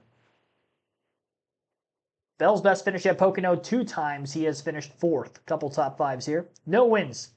Ryan Preece had a best finish of 8th place 2 different times at Pocono. He's only 2 career top 10s at the track. He is on track next for RFK Racing. First RFK Ford that went out, Brad Keselowski had some engine issues in the middle of his lap. Car went down a cylinder on him. And Ryan Preece not that quick in qualifying either with a 53.721, 12th fastest for Preece out of 13. That was actually slower than the Live Fast Ford of Daniel Dye. So there is going to have to be some major upgrades for RFK Racing because they're just down on power with these long Pocono straightaways. Maybe not the right gearing, perhaps. Only 167.532 mile per hour average for Preece on his lap. Michael McDowell, 6th best at Pocono in 2022. His best finish at this tricky triangle. And McDowell tracking in the green versus Tyler Reddick at the turn 2 area of his qualifying lap. And with the chute between turns 2 and 3 being the finish to that lap, McDowell nearly scraping the wall up out of turn 2. He was digging for it. Risk versus reward. The risk panned out. Michael McDowell goes to the top of the leaderboard with a 52.488 and an average lap speed of 171.468 miles per hour. I definitely think Reddick left a lot on the table. He did. And by 800ths of a second, Michael McDowell is now the fastest time. Chase Elliott getting close to the wall out of turn 2 as well, but not carrying the speed McDowell did. Elliott, former Pocono winner of 2022, when Denny Hamlin actually got DQ'd in that race, as well as Kyle Busch, who was the top 2 finishers. Elliott crossed the start-finish line 3rd, gets the win on a couple hours after the race. Is one of our 8 former racetrack winners entering this weekend. Never a pole for Elliott at Pocono, and again, this weekend not going to be the case either. 52.728 against 6th for Chase Elliott on his qualifying lap. Next 2 cars on track, Todd Gillen, who has a best of 15th in 2023, and the 2021 first race winner of that doubleheader weekend, Alex Bowman. Also on the racetrack for Hendrick Motorsports. Elliott was 30th in practice. His teammate Bowman just behind him in 31st. They were lacking some speed for HMS, which is shocking considering the fact that Kyle Larson was actually fastest overall. Both Elliott and Bowman in Group 1, though Larson in Group 2 of the drivers who competed in practice. 17th and 18th qualifiers to go out on the track are both Gillen and McDowell. Gillen with a 53.052 on his qualifying lap is going to put him currently in 9th. And Alex Bowman going to be wrapping up shortly thereafter. Bowman working his way out of the tunnel turn. And he will cross the start-finish line to go to the top of the speed charts with a 52.484. So Alex Bowman.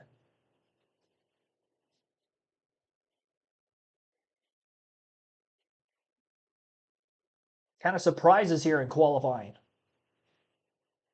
for what has been going on so far. And considering the speed or the lack thereof he had in practice, big pickup here in qualifying. Austin Hill in the 33 for Richard Childress Racing, and Josh Berry are the next two cars on track. And this will wrap up the first half of qualifying. Hill tracking in the red compared to Bowman's lap, who went out just before him. So it doesn't look like Hill's going to have anything to try to go for the pole here. Part-time duties to fill out the rest of the season in that 33 cars, announced by Richard Childress in a press conference last weekend at Michigan that Hill will be in that ride for the rest of 2026, following the unfortunate passing of Kyle Busch just a few weeks ago.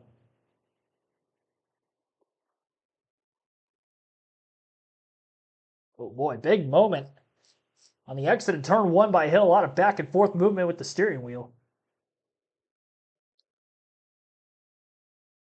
Held on to the race car. That might have scrubbed a little bit of speed out of it as well, but still a pretty good lap, even though he was tracking in the red the whole way.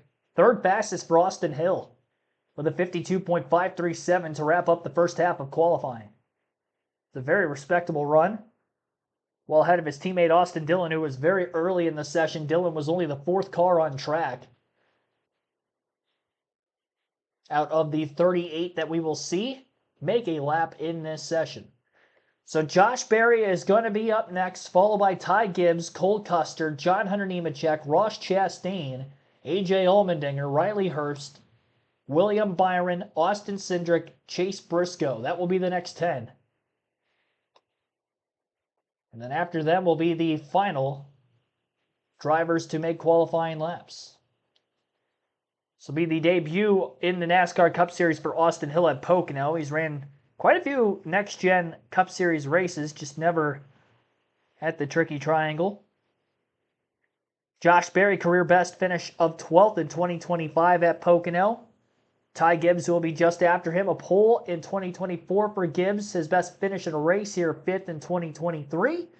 And Cole Custer, 16th in 2020, his rookie season. And John Hunter Nemechek with the best finish of 6th just last season. At Pocono, Steve Letarte on the broadcast stated it was a very decent run.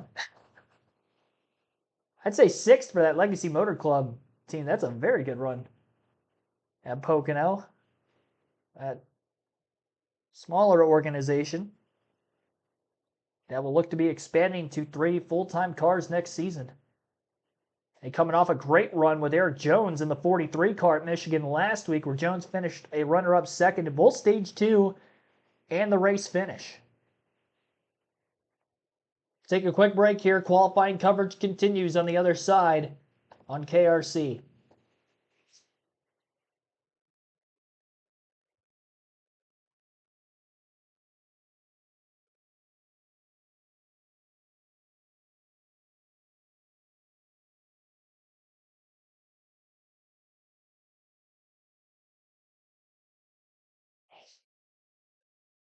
Blank. My God, that's blank. Let's see if I get caught. I'm wondering if even if the drivers will be here. I get in? Back. That do it.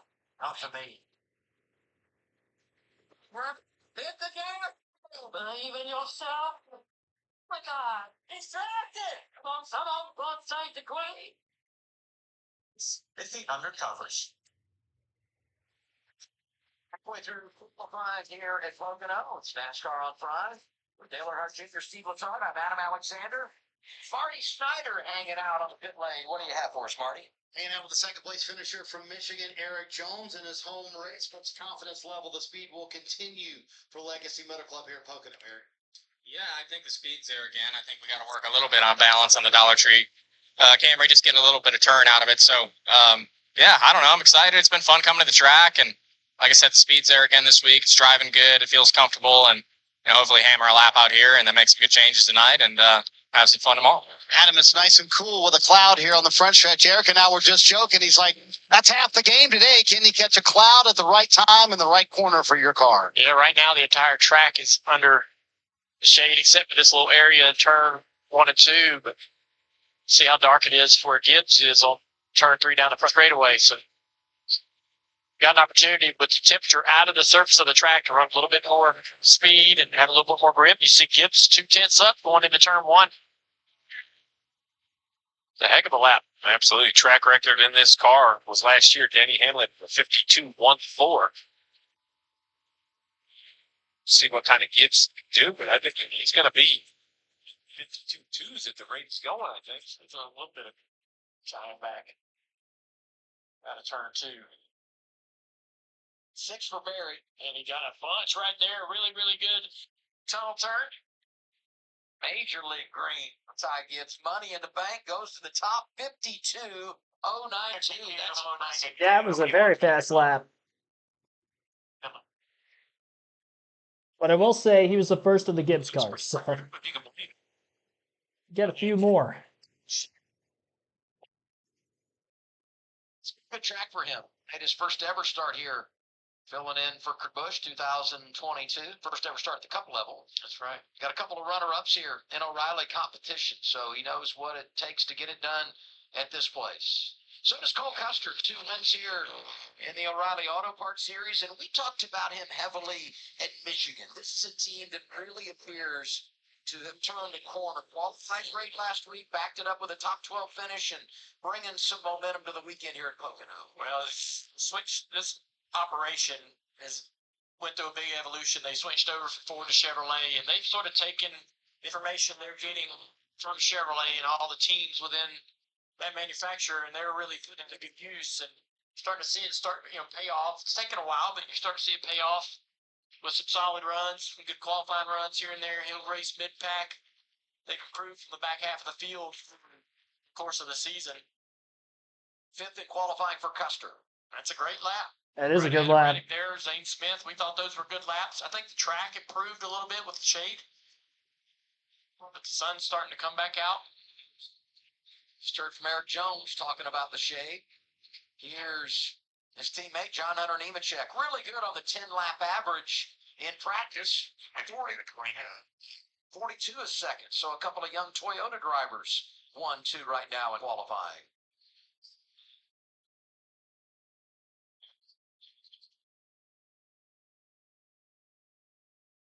One of Ross Chastain. He's going to start his lap here. Trackhouse. They struggled a little bit over the last several months. A Whoa! little bobble right there with the car. That's going to really hurt. If he hit the Big bobble by Chastain. You're going to see him give up a ton of control. Front straightaway.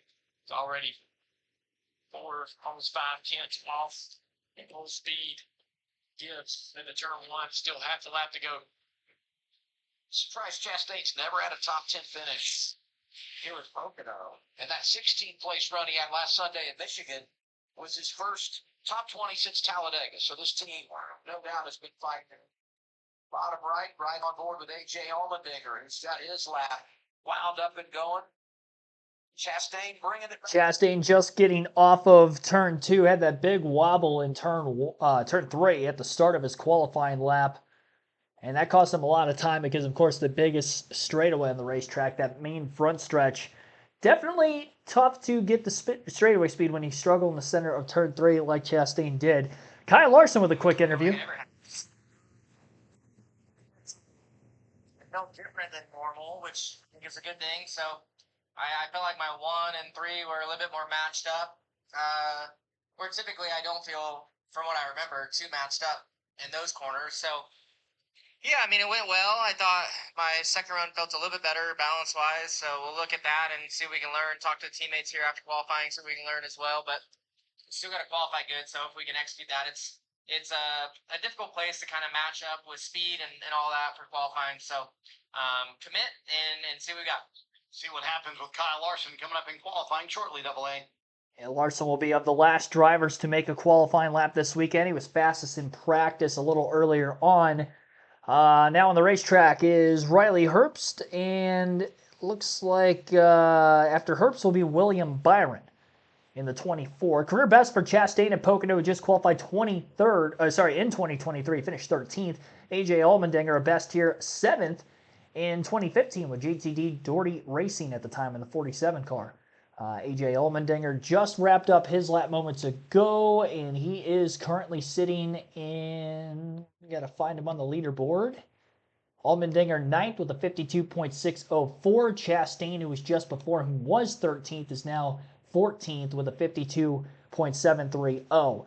John Hunter Nemechek, Cole Custer, who went out. Custer, pretty good lap for him, 6th with a 52.567. Nemechek still second with a 52.277 so far for the 42 car. Ty Gibbs fastest overall with a 52.092.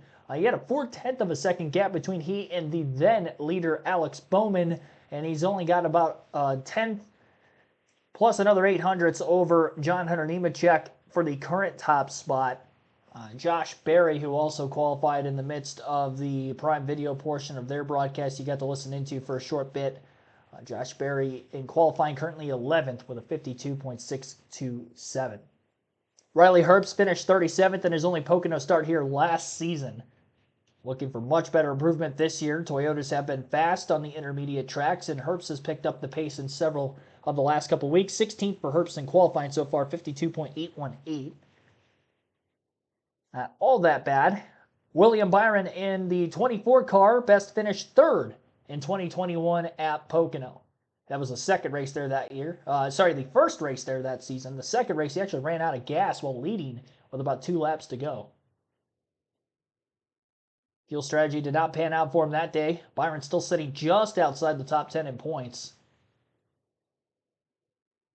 coming into this weekend, so he definitely wants to have a good run.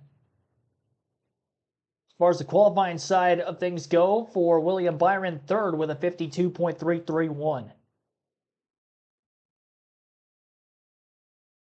After Byron, Austin Cindric on the racetrack. Cindric just finished up his qualifying lap, 52.577 for Cindric, 10th fastest overall. 10th place, also the best finish for Cindric at Pocono, which was last year. And that will lead us into our final 10 qualifiers on the other side of the commercial break.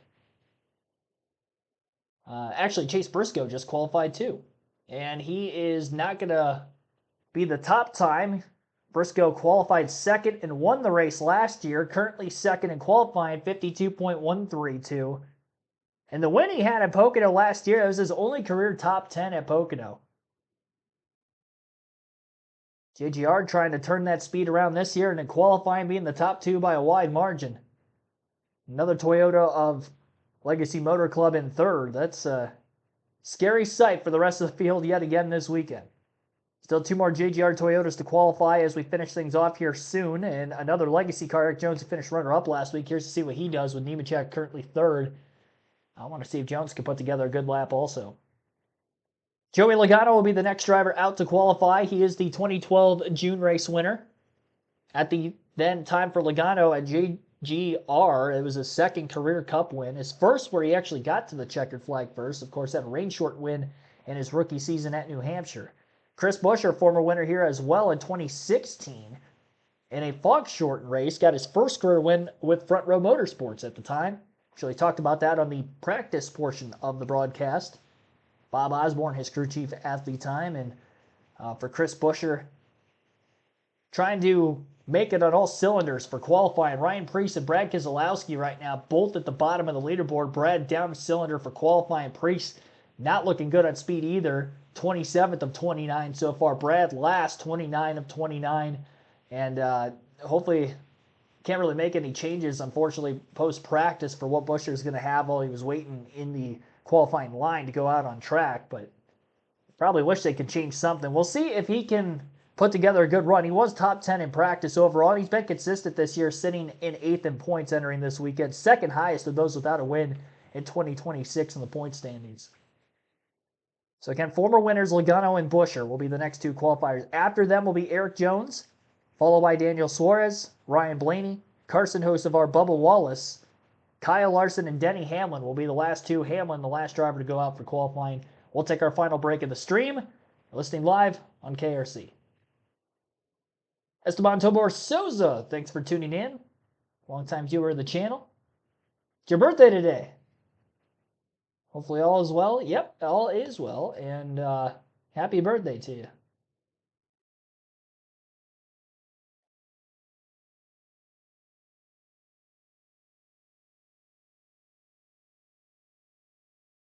Pocono isn't the most modern facility. It doesn't have a lot of fan zones, etc. But it is a must visit. It's just so unique. Found it to be a great experience. It is a good experience.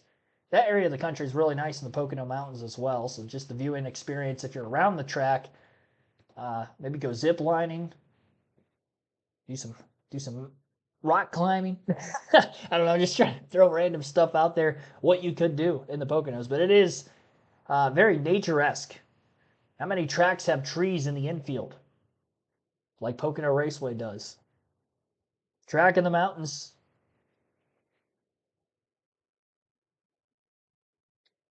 And it is a must. Most tracks are, I'd say. And of the ones I've been to, I can attest, yes, Pocono, very good track to see in person. Great camping experience if you're there all weekend. I didn't camp when I was there, but I can only imagine. Joey Logano and Chris Buescher on their qualifying laps, tracking in the red. Logano, 5th fastest, still a good lap for him with a 52.467. So again, 5th for Logano. Chris Buescher just getting to the timing line, and he's going to be 3rd with a 52.176, which is good for RFK fans because after the way Priest and Keselowski were just down on power, I was scared for Chris Buescher, not going to lie. So the fact his car held up, went to 3rd. I'd still imagine they're going to be doing some changes to make sure they don't have any problems on race day, but a good qualifying effort for Buescher, and hopefully he doesn't have to go to the back if they do have to make certain changes to the car. I'm not sure what they can and can't change as far as trying to fix those problems that won't drop them to the rear prior to post-qualifying and pre-race inspection. Eric Jones of the 43 car for Legacy Motor Club. He's never won at Pocono, but this has been an underratedly good track for him. He was a runner-up in one of the 2019 races here with Joe Gibbs Racing at the time, which Joe Gibbs Racing has just been good here for many years.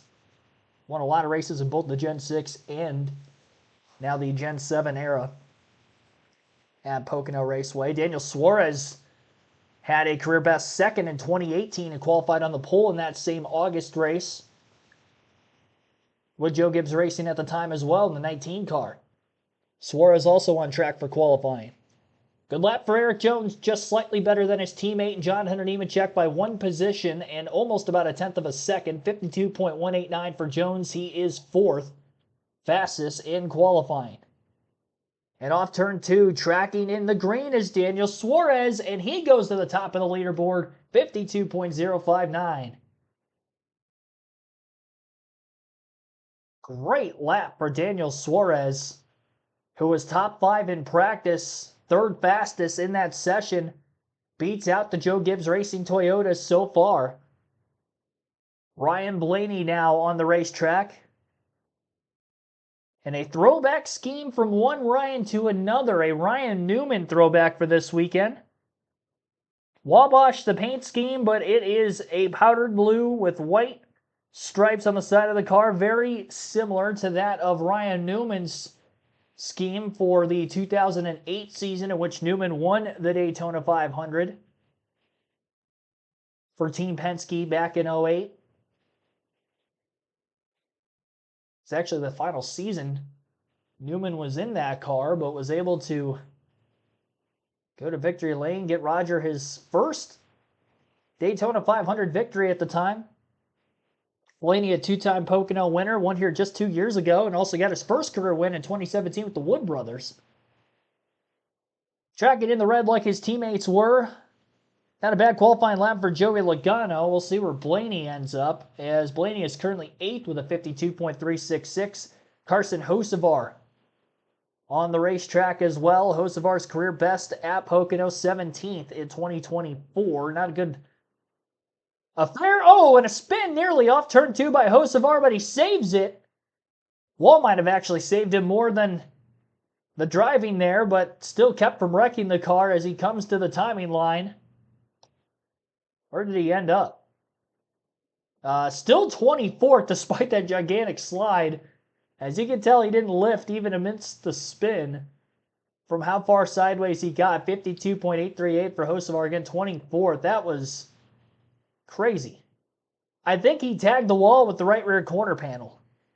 And we have another spin. Bubba Wallace has crashed off turn 2 and has nosed against the inside wall coming to the green on his qualifying lap. So Wallace didn't even complete the lap, and he has crashed hard. That nose is caved in. It's going to cause a caution before Kyle Larson and Denny Hamlin can make their qualifying laps to finish out the run. Spins the car. A little bit of contact with the outside wall, possibly, but then noses into the inside wall.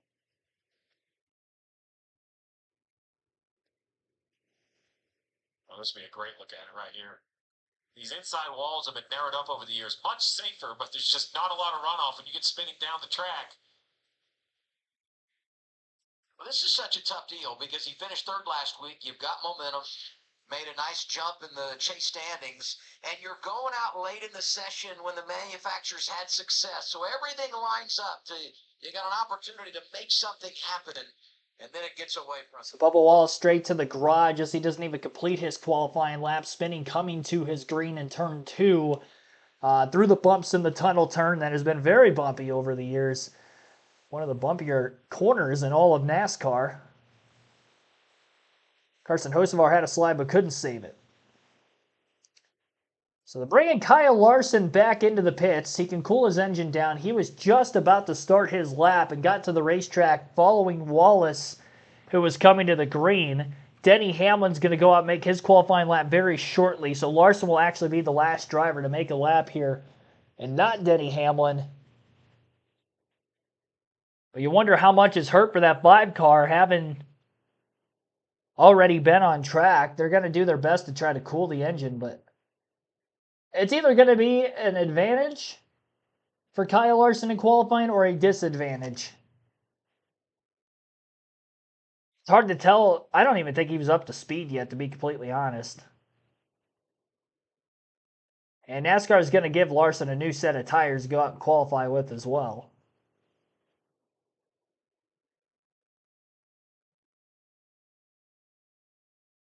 Still got a safety truck on the track, picking up some debris from the Wallace spin out of turn 2. Again, a nose to the inside retaining wall for the 23 car. 5 team is changing tires before they'll go out for qualifying. Bubba Wallace, best finish of 5th in 2021 in one of the doubleheader races at Pocono. I believe it was the second race of that weekend. And then Kyle Larson has never won at Pocono, runner-up here 2 times, was leading on the final lap of the first race of the 2021 doubleheader before a flat tire in the last lap, last corner, resulting in a crash. I believe an 8th place finish that day. Alex Bowman was able to go on and win one of his 4 races that season. And Larson, who did have 10 wins on that year, robbed of one late. Denny Hamlin, a 7-time Pocono race winner, 5-time pole sitter, has won the last 2 weeks on both the pole and the race. Going to be going for it here as well.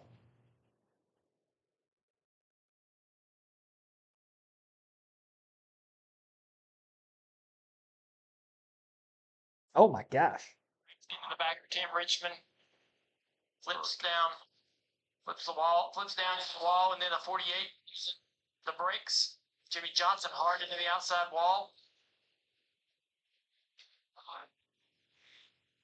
have a brake issue as well.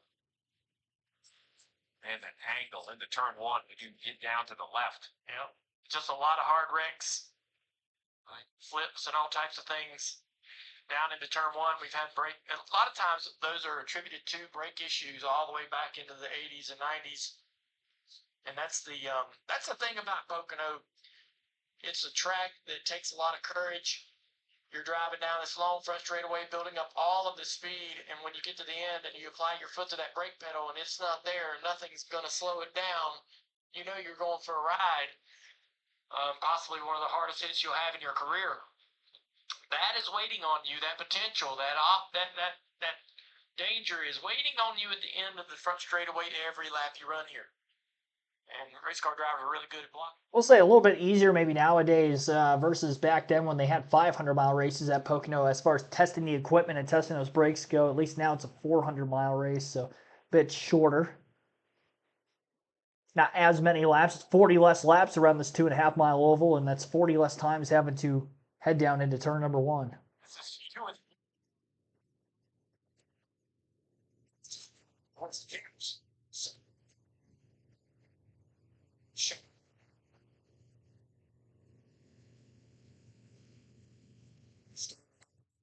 Friends and he's going through a tough part in his career, and I was hating to see what happened to him, hating to see me and him together in that wreck early in the race.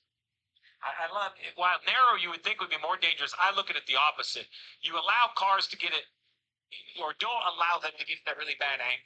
Right, you kind of come across the track. You got to hit something, but it doesn't get turned all the way around. It doesn't. Plus, that guardrail that you just showed, it would easily gain that safer barrier on the inside wall. We saw what it did last week for Christopher Bell, so it's it's definitely designed to be the best of all bad options. You don't want to ever hit anything.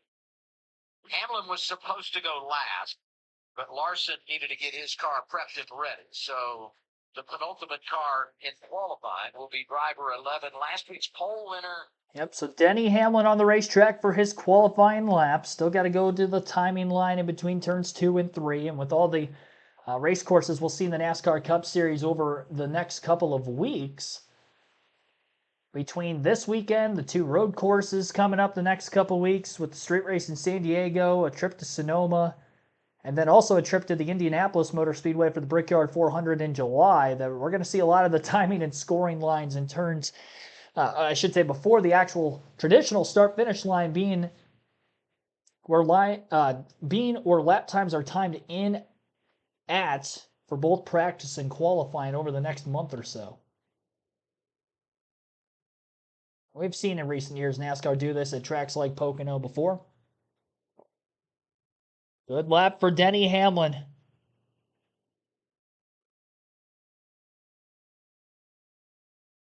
Good enough to get the pole so far. 51.948 for Hamlin, over a tenth faster than Daniel Suarez.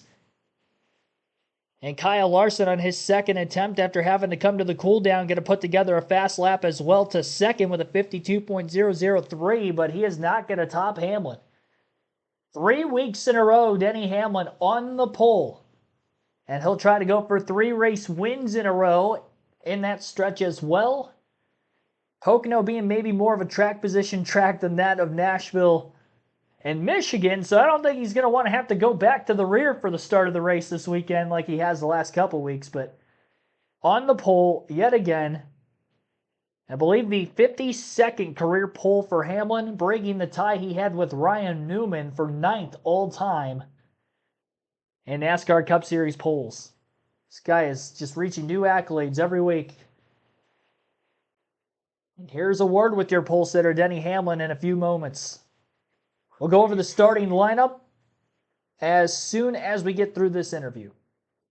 There's superstitions this week, Dales. So maybe coming from the rear is his thing. So for Denny Hamlin on the pole again, Marty. What a roll for the 45-year-old. Let's chat with him. I heard Chris Gale say, hey, we did it the hard way. Why was this one the hard way? Just the sun. The track heated up so much from the middle of session to the end there. We just didn't have the fouls, but certainly had the grip. This whole team just did a great job with adjustments, making it a little better from practice. I didn't execute a very good lap there in turn 2, but overall I thought I hit 3 and 1, pretty decent, but just good enough. You've had some incredible runs in your career, Denny. Is this maybe the best it's ever gone for you, though? It's certainly going well, and confidence is up with these guys. That every time I enter a corner at about 200, that they built me a car that's going to stick. Could you pick a better place to try and win for the first time in your career, three in a row than Pocono? No, this is the best shot for sure. It's we got a little work to do on the car overnight to get it to be a race winner, but I feel like we're in that box where we need to be, and we'll fine tune it from here. Denny Hamlin, for the third straight week, wins the pole position. Can he get a third straight win tomorrow? That's the question, Adam. Not as much all the way across the top of JGR. Hamlin on the pole. We see Gibbs and Briscoe in the top 5 as well. We got Larson and Suarez up there in the top 5 for qualifying side of things. It is the 6th career pole for Denny Hamlin at Pocono, and now he's going to be going for his 8th career win here tomorrow afternoon, going for 3 straight. Again, just tied Ryan Newman for 9th all-time on the poles list with 51 in his Cup career. Kyle Larson ends up qualifying in 2nd. He'll be rolling off on the front row with Denny Hamlin. Row number 2 will be Daniel Suarez, Ty Gibbs, and we'll go through the rest of the starting order. Chase Briscoe, who won last year's race, will be in the inside of row 3. Chris Buescher, who had his first career win at Pocono, also in row 3. Row 4 will be the Legacy Motor Club Toyotas of Eric Jones and John Hunter Nemechek. Row number 5, William Byron and 2-time race winner at Pocono, Ryan Blaney. 2011 winner Joey Logano and 2021 winner Alex Bowman in row 6. Michael McDowell, Austin Hill, row 7. Cole Custer, Tyler Reddick, a 2-time runner-up at Pocono in row 8. Row 9 will be Austin Cindric and Zane Smith. Row number 10, A.J. Allmendinger and Josh Berry. Ricky Stenhouse Jr., Christopher Bell in row 11. Chase Elliott, Ross Chastain, row 12. Row 13, Riley Herbst and Carson Hocevar. Ty Dillon, Connor Zilich in row 14. Todd Gilliland and Noah Gragson, row 15. Shane Van Gisbergen and Austin Dillon, row 16. Row 17 for Cody Ware and Daniel Dye. Ryan Preece and Casey Mears, row 18. Brad Keselowski down on power in qualifying 37th in row 19. And Bubba Walls, who crashed coming to his qualifying beginning lap in turn 2, will be last in 38th and likely going to a backup car. That is your starting lineup for the Great American Getaway 400 at Pocono Raceway. We'll be live tomorrow again at a new start time, 12:30 p.m. Eastern for the beginning of that race. We'll be live right here on the channel for that, and we'll also be live at 4 p.m. Eastern about an hour from now for the O'Reilly Auto Parts Series race. Thanks for watching, everybody. Have a good rest of your night. See you soon.